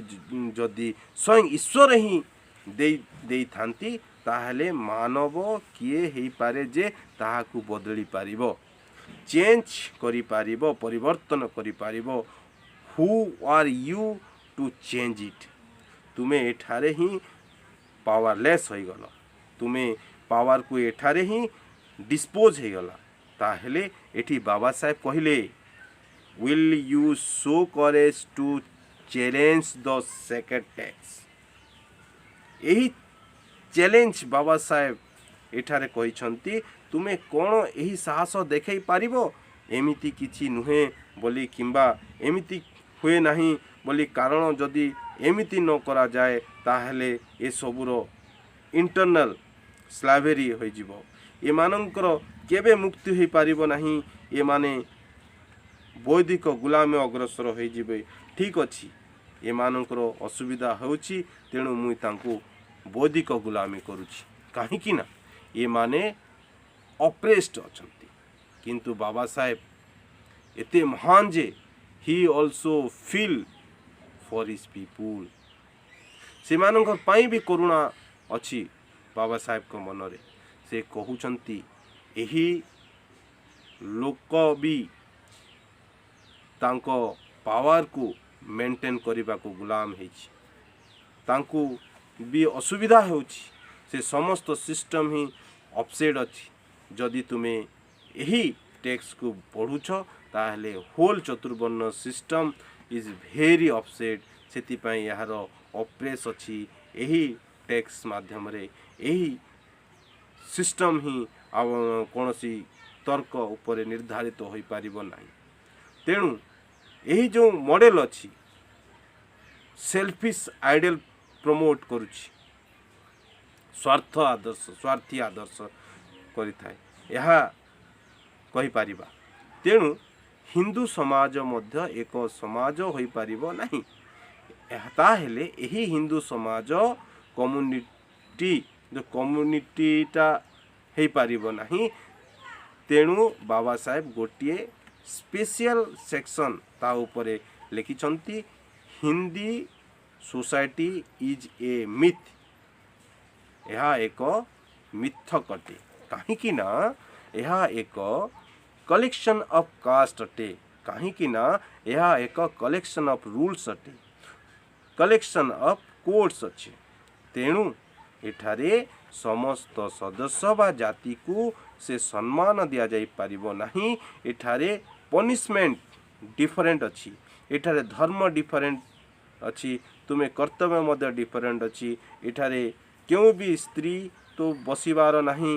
ଏହି 4 ସେକ୍ସନ୍ରେ ସ୍ତ୍ରୀ ଜନ୍ମଗତ ଶୂଦ୍ର ଅଟେ ଶାସ୍ତ୍ର ଅନୁସାରେ, ଯାହାକୁ ପବିତ୍ର ଗ୍ରନ୍ଥ ବୋଲି ମାନେ କହନ୍ତି। ଋଗ୍ବେଦରେ 10ମ ମଣ୍ଡଳ, ଯାହାକୁ ପୁରୁଷୋତ୍ତମ ମଣ୍ଡଳ କୁହାଯାଏ, ଯେଉଁଠି କୁହାଯାଇଛି ବ୍ରାହ୍ମଣ ମୁହଁରୁ ଜନ୍ମ ନେଇଛି, କ୍ଷତ୍ରିୟ ଭୁଜାରୁ ଜନ୍ମ ନେଇଛି, ବୈଶ୍ୟ ଜଙ୍ଗରୁ ଜନ୍ମ ନେଇଛି, ଆଉ ଶୂଦ୍ର ପାଦରୁ ଜନ୍ମ ନେଇଛି। ଆଉ ବ୍ରାହ୍ମଣ ପ୍ରିଷ୍ଟ ଦ ଟିଚର୍ସ, କ୍ଷତ୍ରିୟ ୱାରିଡ ଯୁଦ୍ଧ କରିପାରିବ, ବୈଶ୍ୟ ଫାର୍ମର ହେଇପାରିବ, ଟ୍ରେଡର୍ସ ହେଇପାରିବ, ମାର୍ଚେଣ୍ଟ ହେଇପାରିବ, ଆଉ ଶୂଦ୍ର ଲେବର୍ସ। ଏହା ମନଗଢ଼ନ କଥା ନୁହେଁ, ଏହା ସେମାନଙ୍କର ଶାସ୍ତ୍ର ଅନୁସାରେ ଲେଖାଯାଇଛି। ଆମକୁ ବୁଝା ପଡ଼ୁଛି ଯେ କାଷ୍ଟର ଯେଉଁ ଡିଭିନିଟିକୁ, କାଷ୍ଟରେ ସେକ୍ରେଟନେସ୍କୁ, କାଷ୍ଟରେ ପବିତ୍ରତାକୁ, ତାର ଜୈବିକତାକୁ ଆମକୁ ନଷ୍ଟ କରିବାକୁ ହେବ। ତା ଉତ୍ଥାନ ମୂଳକ ଅଟେ, ଏହାକୁ ଅପ୍ରେସିଭ୍ ଅଟେ। ଏହା ହିଁ ସବୁଠାରୁ ବଡ଼ କ୍ରିଟିସାଇଜ୍ ଚତୁର୍ବର୍ଣ୍ଣର ବାବଦରେ ବାବା ସାହେବ ଲେଖିଲେ। ଓ ବାବା ସାହେବ ଅନ୍ୟ ତାର ଶୀର୍ଷକରେ ଆସିଥିଲେ, ଯାହାକୁ ଆମେ ରୁଲ୍ସ ବା ପ୍ରିନ୍ସିପଲ୍ କହିଥାଉ। ରୁଲ୍ସ କ'ଣ ହେଇଥାଏ, କାନୁନ କ'ଣ ହେଇଥାଏ, ଏହା ଯାହାକୁ ଏମିତି କହିପାରିବା ଅଛି ଯେ ତୁମକୁ 10ଟାରେ ଏଠାକୁ ଆସିବା ଅଛି, ତୁମକୁ 6ଟାରେ ଖାଇବା ଅଛି, ଇତ୍ୟାଦି ଇତ୍ୟାଦି। ଏହା ଏକ ରୁଲ୍ସ ଅଟେ। ରୁଲ୍ସରେ ତୁମ ଭାବନାର ସମ୍ମିଳିତ ହେବା ଜରୁରୀ ନୁହେଁ, କାହିଁକି ନା ଏହା ନିୟମ ଅଟେ ଓ ତାକୁ ତୁମ ପାଳନ କରିବା ହିଁ ହେବ। ବାବା ସାହେବ କୁହନ୍ତି ରୁଲ୍ ଯାହା ହେଇଥାଏ ତାହା ପ୍ରାକ୍ଟିକାଲ ହେଇଥାଏ, କାମ କରିବାର ହେଇଥାଏ। ବୁଝିପାରିଲେ ଆପଣ? habituals way of doing thing according to the prescription, ବା ତୁମ ଅଭ୍ୟାସର ଗୋଟିଏ ପ୍ରେସ୍କ୍ରିପସନ୍ ଅଟେ, ଯାହା କୁହାଯାଇଛି ତାହା କରିବାକୁ ଅଛି, ତାହା ହିଁ ରୁଲ୍ସ। ପରେ ବାବା ସାହେବ ପ୍ରିନ୍ସିପୁଲରେ ଡିଫରେଣ୍ଟ କରିଥାନ୍ତି। ସେ କୁହନ୍ତି ରୁଲ୍ସ ଆଣ୍ଡ ପ୍ରିନ୍ସିପୁଲ ହେଇପାରିବ ନାହିଁ, ରୁଲ୍ସ ପ୍ରିନ୍ସିପୁଲ ହେଇପାରିବ ନାହିଁ। ପ୍ରିନ୍ସିପୁଲ ବୈଦିକ ହେଇଥାଏ, ରିଫ୍ଲେକ୍ସନ୍ ହେଇଥାଏ, ଏହି ପ୍ରକାରରେ ଦେଖାଯାଇଥାଏ। ତାହେଲେ ବାବା ସାହେବ କହିଲେ ୟୁଜଫୁଲ୍ ମେଥଡ଼ ଅଫ୍ ଦ ଜଜିଂ ଥିଙ୍ଗ, କୌଣସି ବିଷୟକୁ ମାପିବା ପାଇଁ ଉପଯୋଗୀ ଯେଉଁ ଜିନିଷ ହେଇଥାଏ ତାକୁ ଆମେ ତତ୍ତ୍ୱ କହିପାରିବା। ଏକ୍ଜାମ୍ପଲ୍, ତୁମକୁ କିଛି ଛାଡ଼ିଲେ ସେ ତଳକୁ, ଉପରକୁ କିଛି ଚାଲିଲେ ସେ ତଳକୁ ଯିବ। ଏହା ଏକ ପ୍ରିନ୍ସିପୁଲ ଅଟେ, ଏହା ଏକ ରୁଲ୍ସ ନୁହେଁ। ଏଠାରେ ଗ୍ରାଭିଟେସନ୍ ଯେଉଁ ଅଛି, ଗ୍ରାଭିଟେସନାଲ ରୁଲ୍ସ କୁହାଯାଏ। ଏଠାରେ ଖାଲି ଏଇ ଭୂମିରେ ହେବ ଏମିତି ନୁହେଁ, ପୁରା ପ୍ରିନ୍ସିପୁଲରେ ହିଁ ଯେଉଁ ମ୍ୟାଗ୍ନେଟ୍ ଟୁ ଅସ୍ ଏଠାରେ ସଞ୍ଚାଳିତ ହୋଇଥାଏ। ଅଲଗା ଅଲଗା ନିୟମ ଦ୍ୱାରା ଏ ସଂସାର ଚାଲିଥାଏ, ଏହାକୁ ଚଲାଇବା ବାଲା କେହି ନାହାନ୍ତି। ଏହା ବାବା ସାହେବ କହିବା ଓ ବୁଝାଇବାକୁ ଚେଷ୍ଟା କରିଛନ୍ତି। ନିଜର ଏ ଦୁନିଆ ନିର୍ମାଣ ହେଇନାହିଁ, ଏହା ପରିସ୍ଥିତି ଜନ୍ୟ ଅଟେ। ଯେଉଁ ପରିସ୍ଥିତିରେ ଏହା ନିର୍ମାଣ ହୋଇଛି, ନିଜକୁ ନିଜ ବାୟୁରେ ଏହା ହୋଇନାହିଁ, ଏହା କେହି ସୃଷ୍ଟିକର୍ତ୍ତା ଏହାର କେହି ନାହାନ୍ତି, ଏହାର ଯେଉଁ କ୍ରିଏଟର କିଏ ନାହାନ୍ତି। ତେଣୁ ଏହି ଯେଉଁ ସିଷ୍ଟମ୍ ଚତୁର୍ବର୍ଣ୍ଣର ମଧ୍ୟ କେହି କ୍ରିଏଟର ନାହାନ୍ତି। ଆପଣମାନଙ୍କୁ ଜଣାଥିବ ଗାଲିଲିଓଙ୍କ କଥା, ବ୍ରୁନୋଙ୍କ କଥା। ଗାଲିଲିଓଙ୍କୁ ଲାଇଫ୍ ଟାଇମ୍ ପ୍ରେଜେଣ୍ଟମେଣ୍ଟ ମିଳିଥିଲା ଆଉ ବ୍ରୁନୋଙ୍କୁ ଚର୍ଚ୍ଚ ଆଗରେ ଜଳେଇ ଦିଆଯାଇଥିଲା। ସେତେବେଳେ ସେ କହିଥିଲେ ଯେ ସ୍କୋଲାର ଇୟର୍ ସେଣ୍ଟ୍ରିକ୍ ସିଷ୍ଟମ୍ ଅଟେ, ଯାହା ହେଇଥାଏ ଏହା ହେଇଥାଏ ଆମର ଅନ୍ଧ ପବିତ୍ରତା। ଏହି ପ୍ରକାରେ ଆମେ ଯେତେବେଳେ ଜିନିଷ ସବୁକୁ ଆନାଲାଇଜ୍ କରିଥାଉ ସେତେବେଳେ ତାହାର ଶକ୍ତି ବାବଦରେ ଆମକୁ ଜଣାପଡ଼ିଥାଏ। ତେଣୁ ବାବା ସାହେବ କୁହନ୍ତି religion most B A method of principle, eat can not be A matter of rules. ଧର୍ମ ଯାହା ତାହା ତତ୍ତ୍ୱମୂଳକ ହେବା କଥା। ଉଦାହରଣ ପାଇଁ ବୌଦ୍ଧ ଧର୍ମର ଆମେ ଅଭ୍ୟାସ କରିଥାଉ। ଯେତେବେଳେ ଏହା ତତ୍ତ୍ୱମୂଳକ ଅଟେ, ସିଲ୍ ରୁଲ୍ ନୁହେଁ, ଏହା ପ୍ରିନ୍ସିପୁଲ୍ ଅଟେ, ଏହା ଆମେ ଧ୍ୟାନରେ ରଖିବା ହେବ। ଏହା ବୈଦିକ ହୋଇପାରେ, ବ୍ୟକ୍ତିନିଷ୍ଠ ବି ହୋଇପାରେ, ବସ୍ତୁନିଷ୍ଠ ବି ହୋଇପାରେ।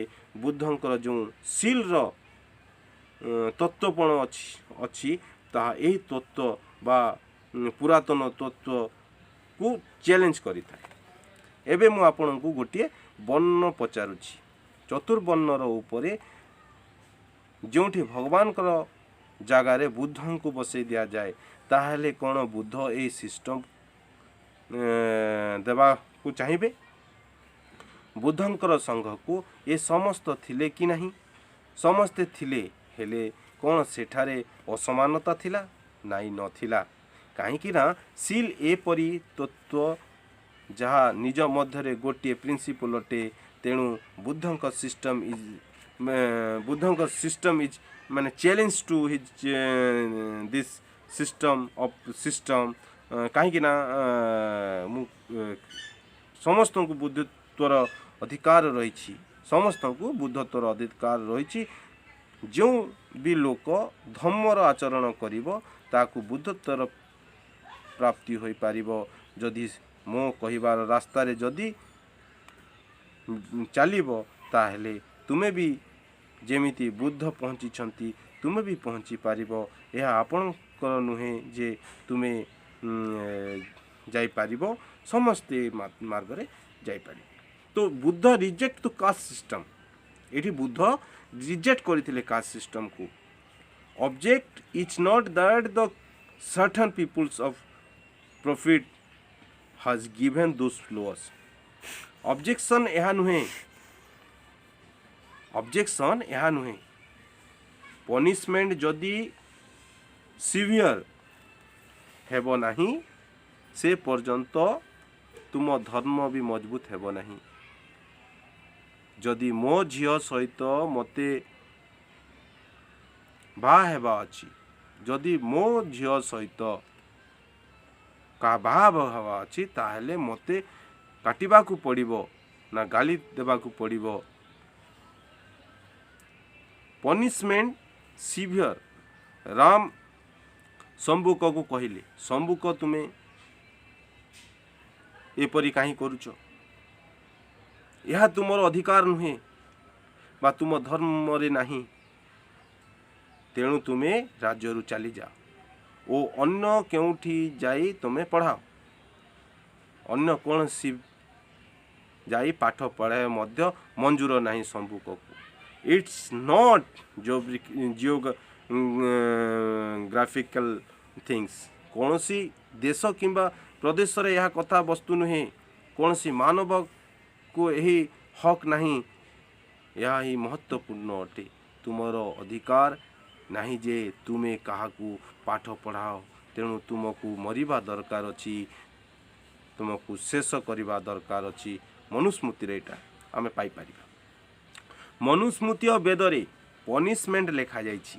ତେଣୁ ବାବା ସାହେବ ପ୍ରଶ୍ନ ପଚାରିଛନ୍ତି, ଯଦି ମୁଁ ଶାସ୍ତ୍ରକୁ ପଢ଼ୁଛି ତାହେଲେ ଏଠାରେ ମୋତେ କେବଳ collection of code collection of rules देखा मिली था यही हिसाब रे मु केमिति समानतामूलक समाज निर्माण करी यही हिसाब रे मु केमिति बंधुतामूलक समाज निर्माण करी किंबा एक मुक्त मानव निर्माण करी यही जो सेटअप प्रिंसिपल अटे एठारे इनसाइट बाबा साहेब कहते जो सच रिलीजियंस अच्छी ताहा दैट्स किल्ड ऑफ रेस्पॉन्सिबिलिटी तुमर जो वैतृक दायित्व अच्छी ताकू से शेष करि थाए कहीं ना चतुर्वर्णर तले थिबा व्यक्ति कौन सी भी दायित्व नहीं पारिबो नहीं कहीं ना से भावी थाए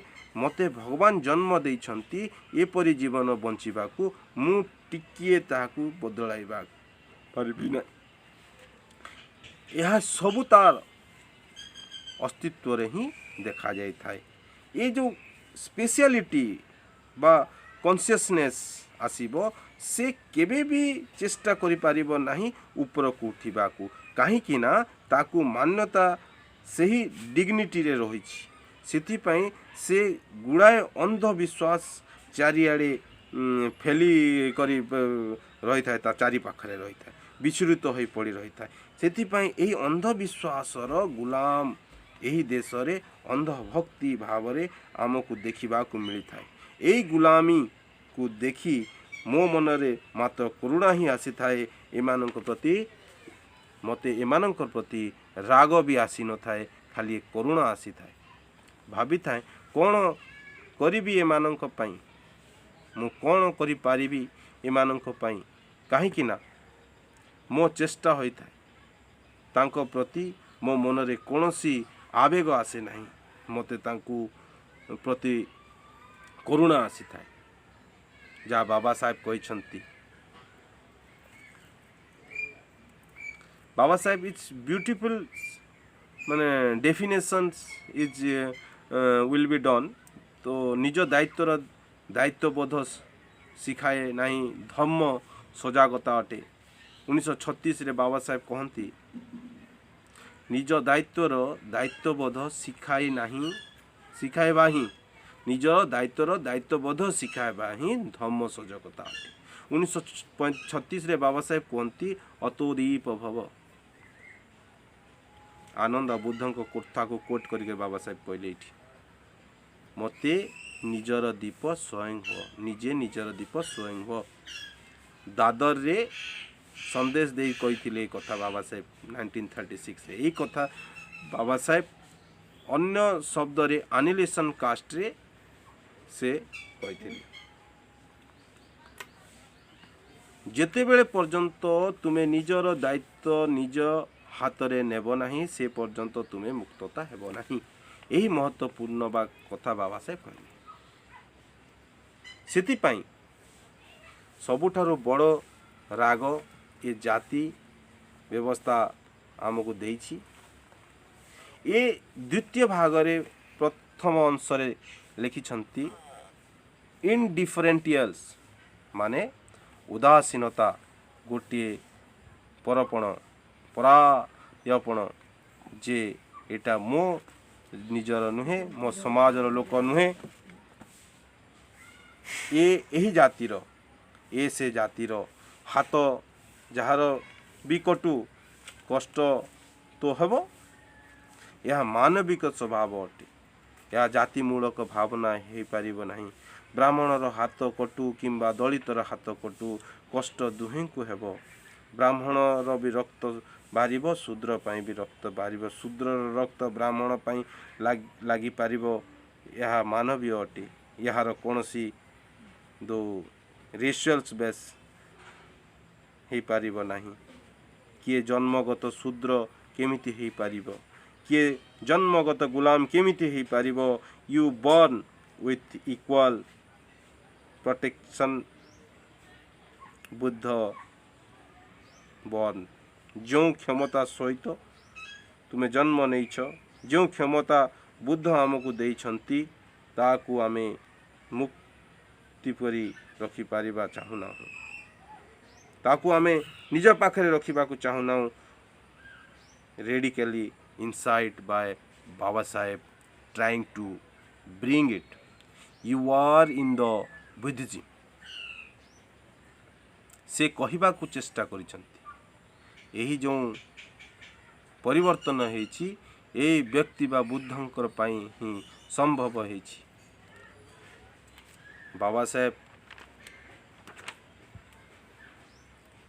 जन्म नहीं थिबार निजर निजे बाबा साहेब नीच भावी नथिले से दृष्टि जो तांकर जो दृष्टि थिला समस्त पई करुणा थिला। तो इठी मु आपन को कहबा को चाहिबी या प्रथमे मॉडल हला बाबा साहेब को द्वितीय मॉडल टी कोन ताले जानिबा से विषय रे एटा प्रथम मॉडल गला से कहबा को जाउची मु कहबा को जाउची एक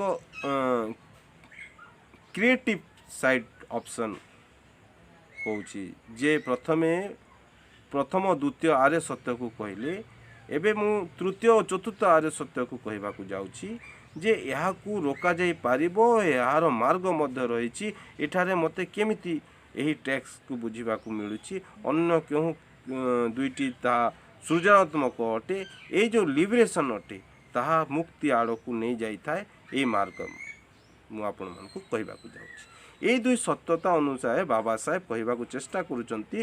बाबा साहेब कहंती undoubtedly the an ideal society what imagine would be based on liberty, equality and fraternity. एथिपाई ब्राह्मण क्षत्रिय वैश्य शूद्र या शूद्र क्षत्रिय वैश्य ब्राह्मण नुहे एपरी समानता स्वतंत्रता बंधुता पाइबा समस्ते समान केमती तैयारी हेबो या से बाबा साहेब चेष्टा करुथिले। लिबर्टी इक्वालिटी फ्रेटर्निटी तुमे एक मुक्त जीवन बंच जो जीवन तुमे बंचिबा को चाहुच से जीवन बंचिबा को लायक दरकार निजे से परि जीवन बंच जे पर्यंत अन्यर भावना और व्यक्तिगत भावना हिंसा न थाए ता लिबर्टी अर्थ होई थाए। तेणु स्वतंत्र अटे लिबर्टीर माने आमे नुहे जे तुमे किछि भी कर बाबा साहेब से लिबर्टी कम विथ रेस्पॉन्सिबिलिटी जहाँ देशरू सबुठारु बड़ समस्या अटे तांकर जो नेशन ऑफ फ्रीडम अच्छी तांकर जो नोशन ऑफ लिबर्टी अच्छी ता ऑब्स्ट्रकल अटे जो मु किछि भी करि पारिबी और करुछि सितिपाई सेमानंकर बहु गुड़ाए दुख को नियंत्रण करि थाए तांकु वैत्रिक जीवन रे और सामाजिक जीवन रे आउ तुमे फ्रीडम ऑब्स्ट्रकल्स मोशन भी होता है घातक भी हो पारे जदि ताहा सील उपरे मूल्य उपरे आधारित न होता है। तेणु यह एक बड़ समस्या। तेणु बाबा साहेब कहती लिबर्टी कम विथ रेस्पॉन्सिबिलिटी तांको हिसाब रे तुमे मुक्ति जीवन बंचिबा पाई पूर्णता मुक्त अटे फ्री अट जे पर्यंत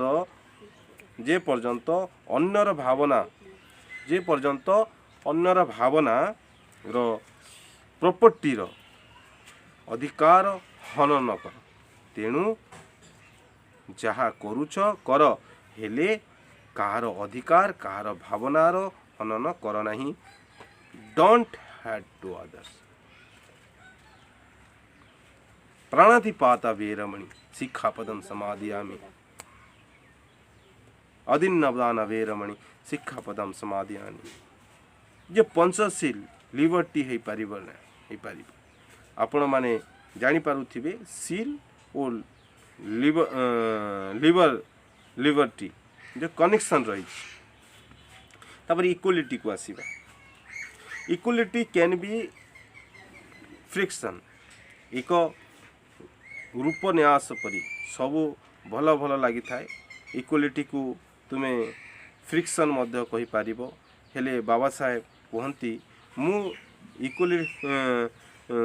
इक्वालिटी को एमिति बुझे नहीं मु माने जो जो लोकर कैपेसिटी अच्छी क्षमता अच्छी ताहा भिन्न भिन्न होई थाई पारे जेमिति आमे स्वयं अन्य ठारू टिकी अलगा अलगा से जो करि पारिबो मु ताहा करि पारिबि नाही मु जहा करि पारिबि से ताहा करि पारिबो नाही एठारू आमे उच्च किंबा नीच हो नाहु स्त्री रो कैपेसिटी अन्य अच्छी और ताहार सहनशीलता मध्य अन्य अच्छी कारण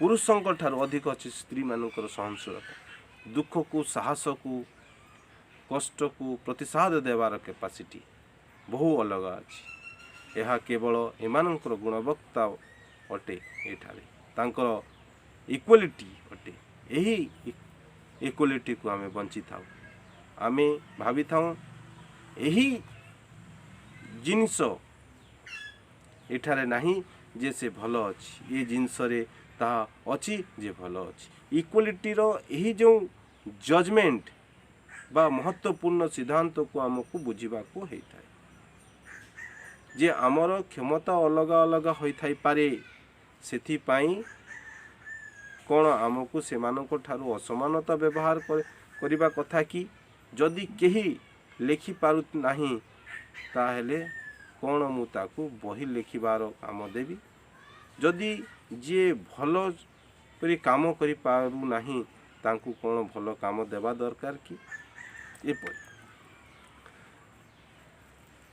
बुद्ध सेमिति ही कले जार जहा दरकार ताकू देले और संबुद्धर मार्ग ताकू से भाव से कहले जड़े कृषक ठारू आरंभ करी उच्च पदस्थ लोक मध्य बुद्ध केवे निजर आविर्भाव जाहिर करि नथिले से समस्त को संबुद्धिर मार्ग समस्त को देथिले प्योर इक्वालिटी और इनइक्वालिटी एठी दुई प्रकार इक्वालिटी को आमे बुझाए पड़े रिवोल्यूशनल सेंटर रे यहाँ ही होता है कहीं ना एक परिस्थिति तुमको एकत्र आनिबा को बाध्य करिथाए राग शोक भूली एका संगरे रहिबा को तुमको बाध्य करिथिबो बाबा साहेब कहती many social scientific political scientific could not understand difference between pure equality and inequality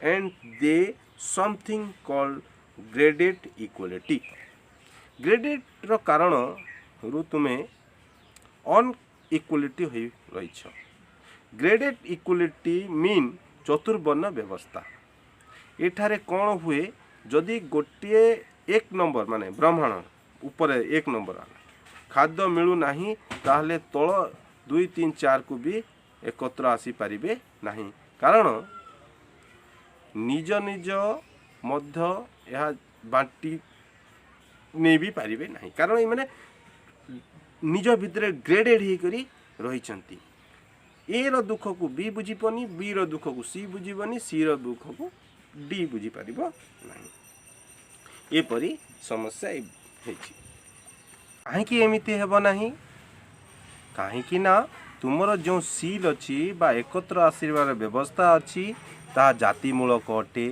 मु मोर समाज पाखक जाऊँगी और मोर समाजर लोक को एकत्र करुच्ची यही कथा होता है तेणु ग्रेडेड इक्वालिटी रे प्योर इक्वालिटी है न थाए ग्रेडेड इक्वालिटी रे सदा सर्वदा तुम्हें विभाजित हो रही था जिते बेले पर्यंत तुम्हें विभाजित हो रहिबो सेते बेले जाक तुम्हें सफर होइथिबो जे पर्यंत तुम गुलामी कंटिन्यू बा चालू रही माने पॉइंटेड हो रही बा सदा बेले ता पई चालू थिबो एही पई हजार हजार वर्षरू यही जो जातिमूलक गुलामी बंची रही आज भी लोके बंची सेमिति एबे भी मीडियार प्रतिशत परसेंट आमे तुम्हें देखिनियो कॉलेज रे प्रोफेसर को दो परसेंटेज देखिनियो ब्यूरोक्रेसी रो परसेंटेज देखिनियो विशिष्ट समाज रो भरी जाइछि कहीं ना ବାଞ୍ଚିଥିବା ସମାଜ ତାହା ଜାତିରେ ବାଣ୍ଟି ହୋଇଯାଇଛି। କାରଣ କେବେ ବି ଏକତ୍ର ଆସିପାରିବ ନାହିଁ। ଏହା ହିଁ ସବୁଠାରୁ ବଡ଼ ପ୍ରୋବ୍ଲେମ୍ ହେଇଥାଇପାରେ। ସେଥିପାଇଁ ବାବା ସାହେବ ଇକ୍ୱାଲିଟିର କଥା କହିଥାନ୍ତି।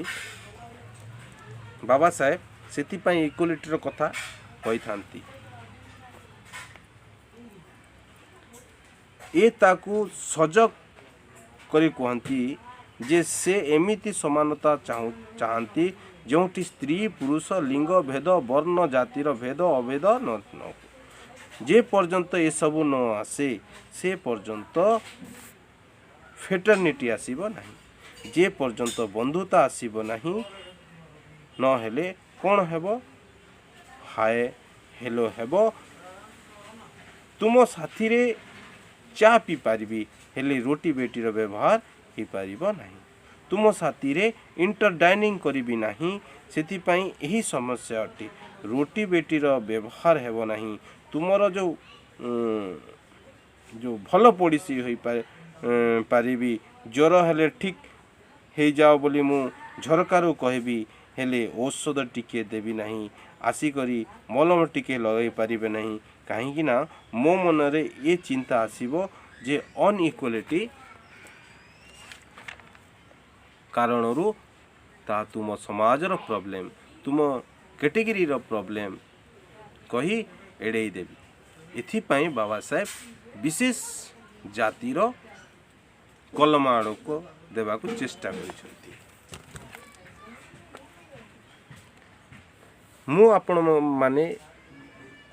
ଆପଣଙ୍କୁ ମନେ ପକାଇ ଦେବାକୁ ଚାହୁଁଛି, ଏ ଯେଉଁ ଆନିଲେସନ୍ ଅଫ୍ କାଷ୍ଟ ଅଛୁତମାନଙ୍କର ପାଇଁ ଯେଉଁ ହିନ୍ଦୁମାନଙ୍କ ପାଇଁ ବାବା ସାହେବ ତିଆରି କରିଥିଲେ, ଅଛୁତମାନଙ୍କ ପାଇଁ ନାହିଁ, ହିନ୍ଦୁମାନଙ୍କ ପାଇଁ ତିଆରି କରିଥିଲେ, ଏ ତା'ର କୌଣସି ମୂଲ୍ୟ ହୋଇପାରିବ ନାହିଁ।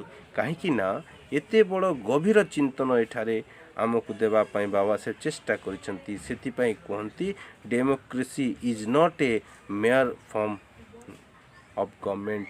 ଏହା ଉପରେ ତୁମେ ଡେମୋକ୍ରେସି କେମିତି ତିଆରି କରିପାରିବ? ଆଜି ଭାରତରେ ଲୋକତନ୍ତ୍ର ଅଛି। କ'ଣ ଏ ଲୋକତନ୍ତ୍ର ଲୋକଙ୍କ ଅନୁଭବରୁ ଏହି ଲୋକତନ୍ତ୍ର ଅଛି କି? ଲୋକତନ୍ତ୍ରରେ ଏହି ଚାରୋଟି ମୂଲଭୂତ ଶିକ୍ଷା, ଯାହା ଲିବର୍ଟି, ଇକ୍ୱାଲିଟି, ଫେଟର୍ନିଟି ଓ ଜଷ୍ଟିସ୍, କ'ଣ ଏହା ଆମ ଅନୁଭବରେ ଅଛି କି? ଲୋକତନ୍ତ୍ର ତ ରହିଛି, ହେଲେ ତାହା ମେୟର ଫର୍ମ ଅଫ୍ ଗଭର୍ଣ୍ଣମେଣ୍ଟ ହୋଇପାରିଛି କି? ଯେ ପର୍ଯ୍ୟନ୍ତ ଏକ ସାମାଜିକ ପରିବର୍ତ୍ତନ ଏହି ଡେମୋକ୍ରେସନ୍ ଗଣତନ୍ତ୍ର ମାଧ୍ୟମରେ ନ ଆସେ, ସେ ଇକ୍ୱାଲିଟି, ସେ ଲିବର୍ଟି ମାଧ୍ୟମରେ ନ ଆସେ, ସେ ପର୍ଯ୍ୟନ୍ତ ଆମେ ସେ ଲୋକତନ୍ତ୍ରର ଅନୁଭବ କରିପାରିବା ନାହିଁ। Rules by peoples for the peoples ସେ ଲୋକଙ୍କ ପାଇଁ ହେଇପାରିବ ନାହିଁ। ତାହା କେବଳ ଏକ ସ୍ୱତନ୍ତ୍ର ଜାତିର ହୋଇ ରହିବ, ସ୍ୱତନ୍ତ୍ର ବର୍ଗର ରହିପାରିବ। ସରକାର ହେବ ବା ଗଭର୍ଣ୍ଣମେଣ୍ଟ ହେବ, ଏହା ହିଁ ସବୁଠାରୁ ବଡ଼ ପ୍ରୋବ୍ଲେମ୍।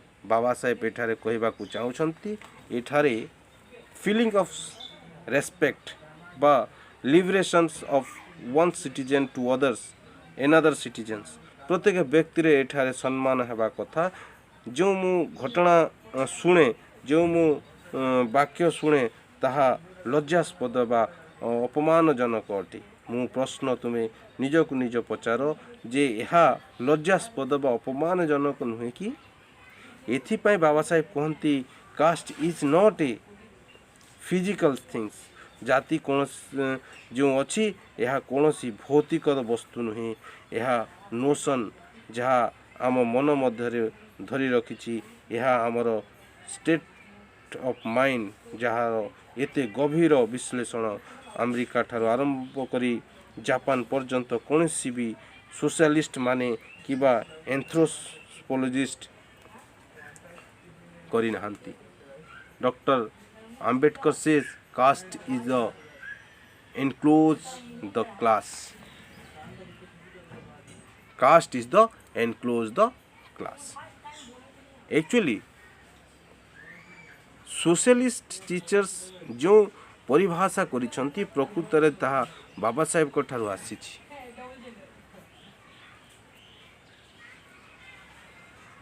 बाबा साहेब ठाରୁ ଆସିଛି।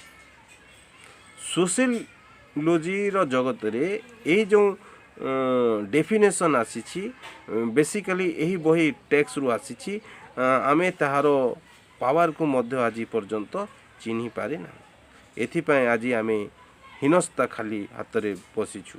What is the power Baba Saheb was given to us it is can enclose class यह समस्त बेस्ट होई थाए आमको ये सब बाबा साहेब को ठारू आसीथिबा डेफिनेशन एथिपाई बाबा साहेब कहती जे तुमर स्टेट ऑफ माइंड यह तुमर नोशन ऑफ अटे जहाँ तुम्हें पक्का भाव रे निज मन रे बसे रखी अछ यार एकमात्र रिमेडी हो पारिबो जे यार पवित्रता को खत्म करिबा शेष करिबा बा नष्ट करिबा यार सेकेंडनेस को डिविनिटी को नष्ट करिबा यार जो उत्स अच्छी सोर्स अच्छी को नष्ट करिबा दरकार।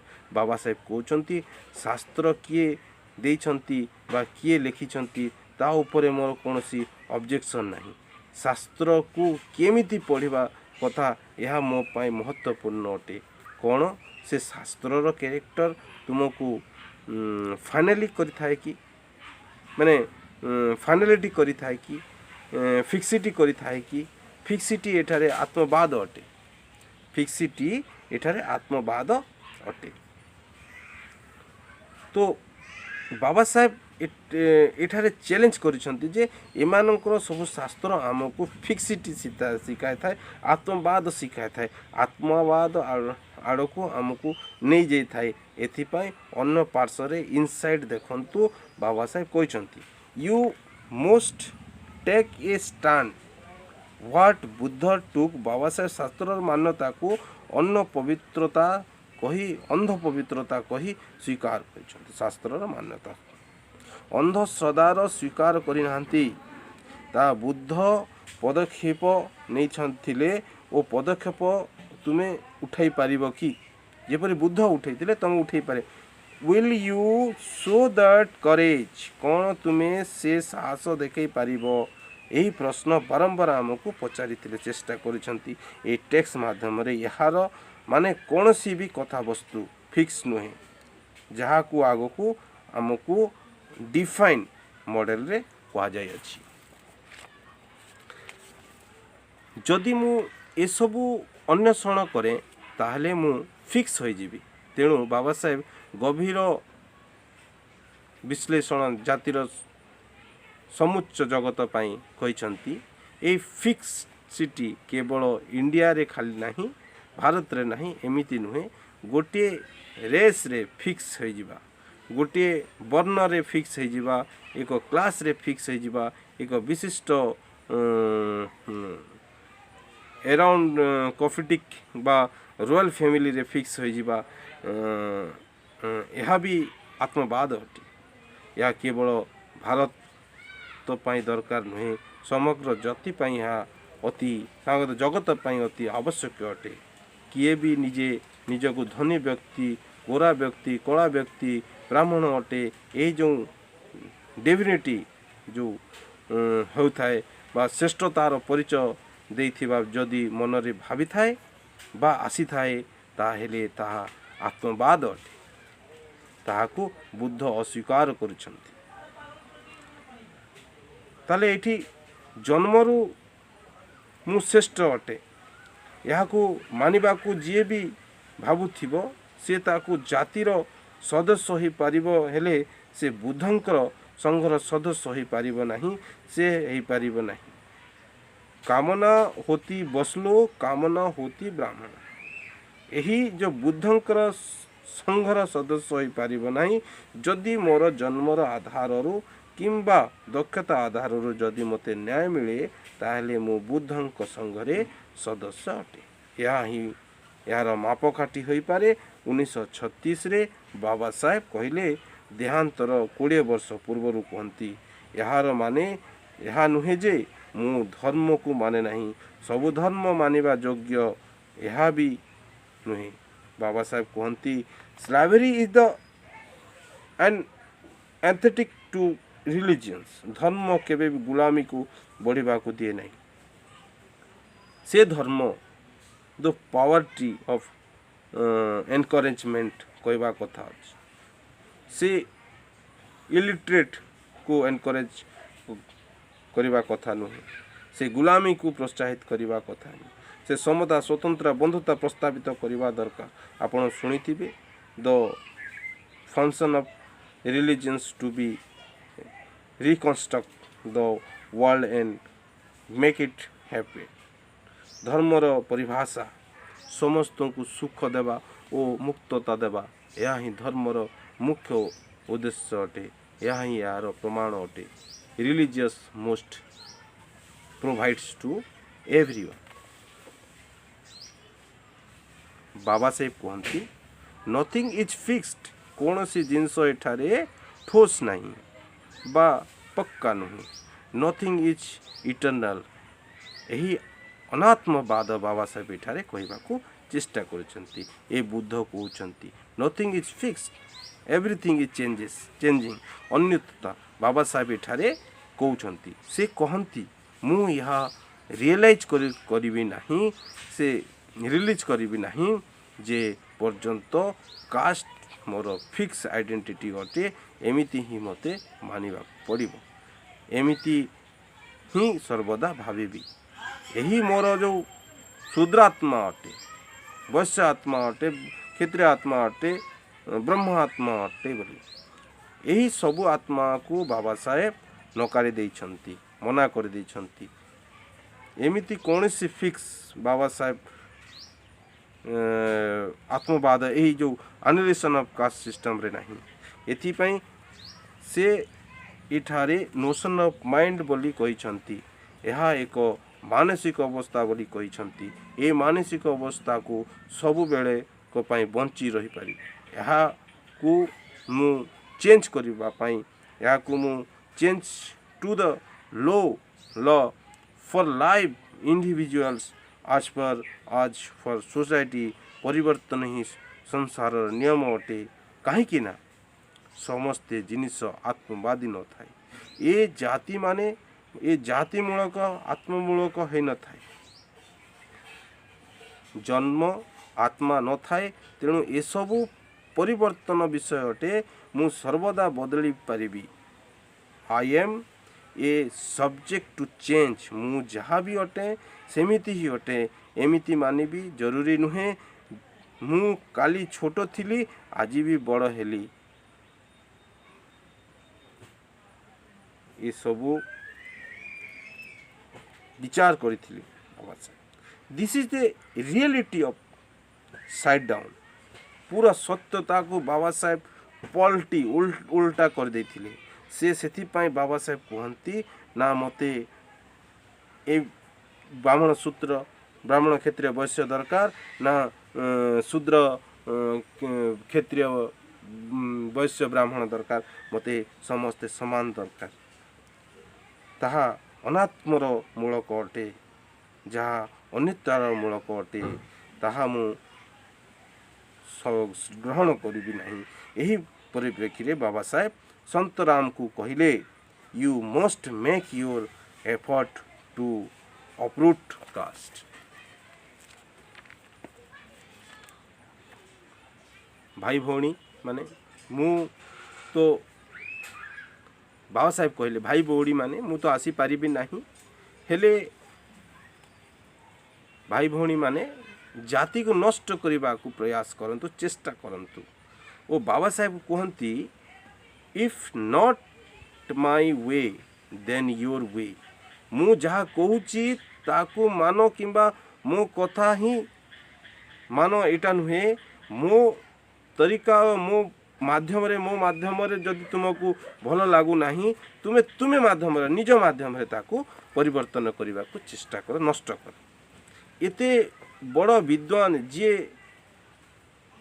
एथो माने जे कि एते बड़ विद्वान थिले ये देश रे किछि भी करि पारे जे निज स्वररू इंटो माने आपन केंदी कोइ बुझी पारिबे जे जेमती निज विचार को धरी रखिबा ही सील व्रत परामर्श कहती ताकू ये मु जहाँ भावुची ताहा ही सत्यता अटे ताकू ही मान सत्काय दृष्टि से जो क्लेश भाव बाबा साहेब फसी रही नथिले मु अनुभवर बहुत लोकों को यही सत्काय दृष्टि रे फसी थिबा मु देखिछि बाबा साहेब सेमानंको ठारो बड़ उच्चरे तांको ठारो बाबा साहेब बहु परे भिन्न प्रकार से कहती मो माध्यम रे न हेले तुम निज हिसाब रे पचे हो ताकू नष्ट कर जहाँ तुमको गोटे करुणावान व्यक्ति ही कही पारिबो। तो फैज अहमद कहले वो माहौल खड़ा करना मेरे मकसद नहीं है, मैं चाहता हूँ कि सूरत बदले। आग मेरे दिल में नया नहीं तेरे दिल में सही आग तो जले। बाबा साहेब कहते I release the word is very imperfect मोटे हिंदी टी स्पष्ट नहीं तो बाबा साहेब टी कहते I release the word is very imperfect and many one who live unity must be bear with his imperfection। यहाँ को बुद्ध दुख कहते ए विश्वर रचना ही एमिति जे या दुखदायी अटे एमिति मु चाहिबी केमिति हेबो नहीं मु जहाँ भी भावी कि बा कहिबी ताहा हेबो नहीं मु असहाय करि पारिबी नहीं जे एमिति ही हेबा दरकार।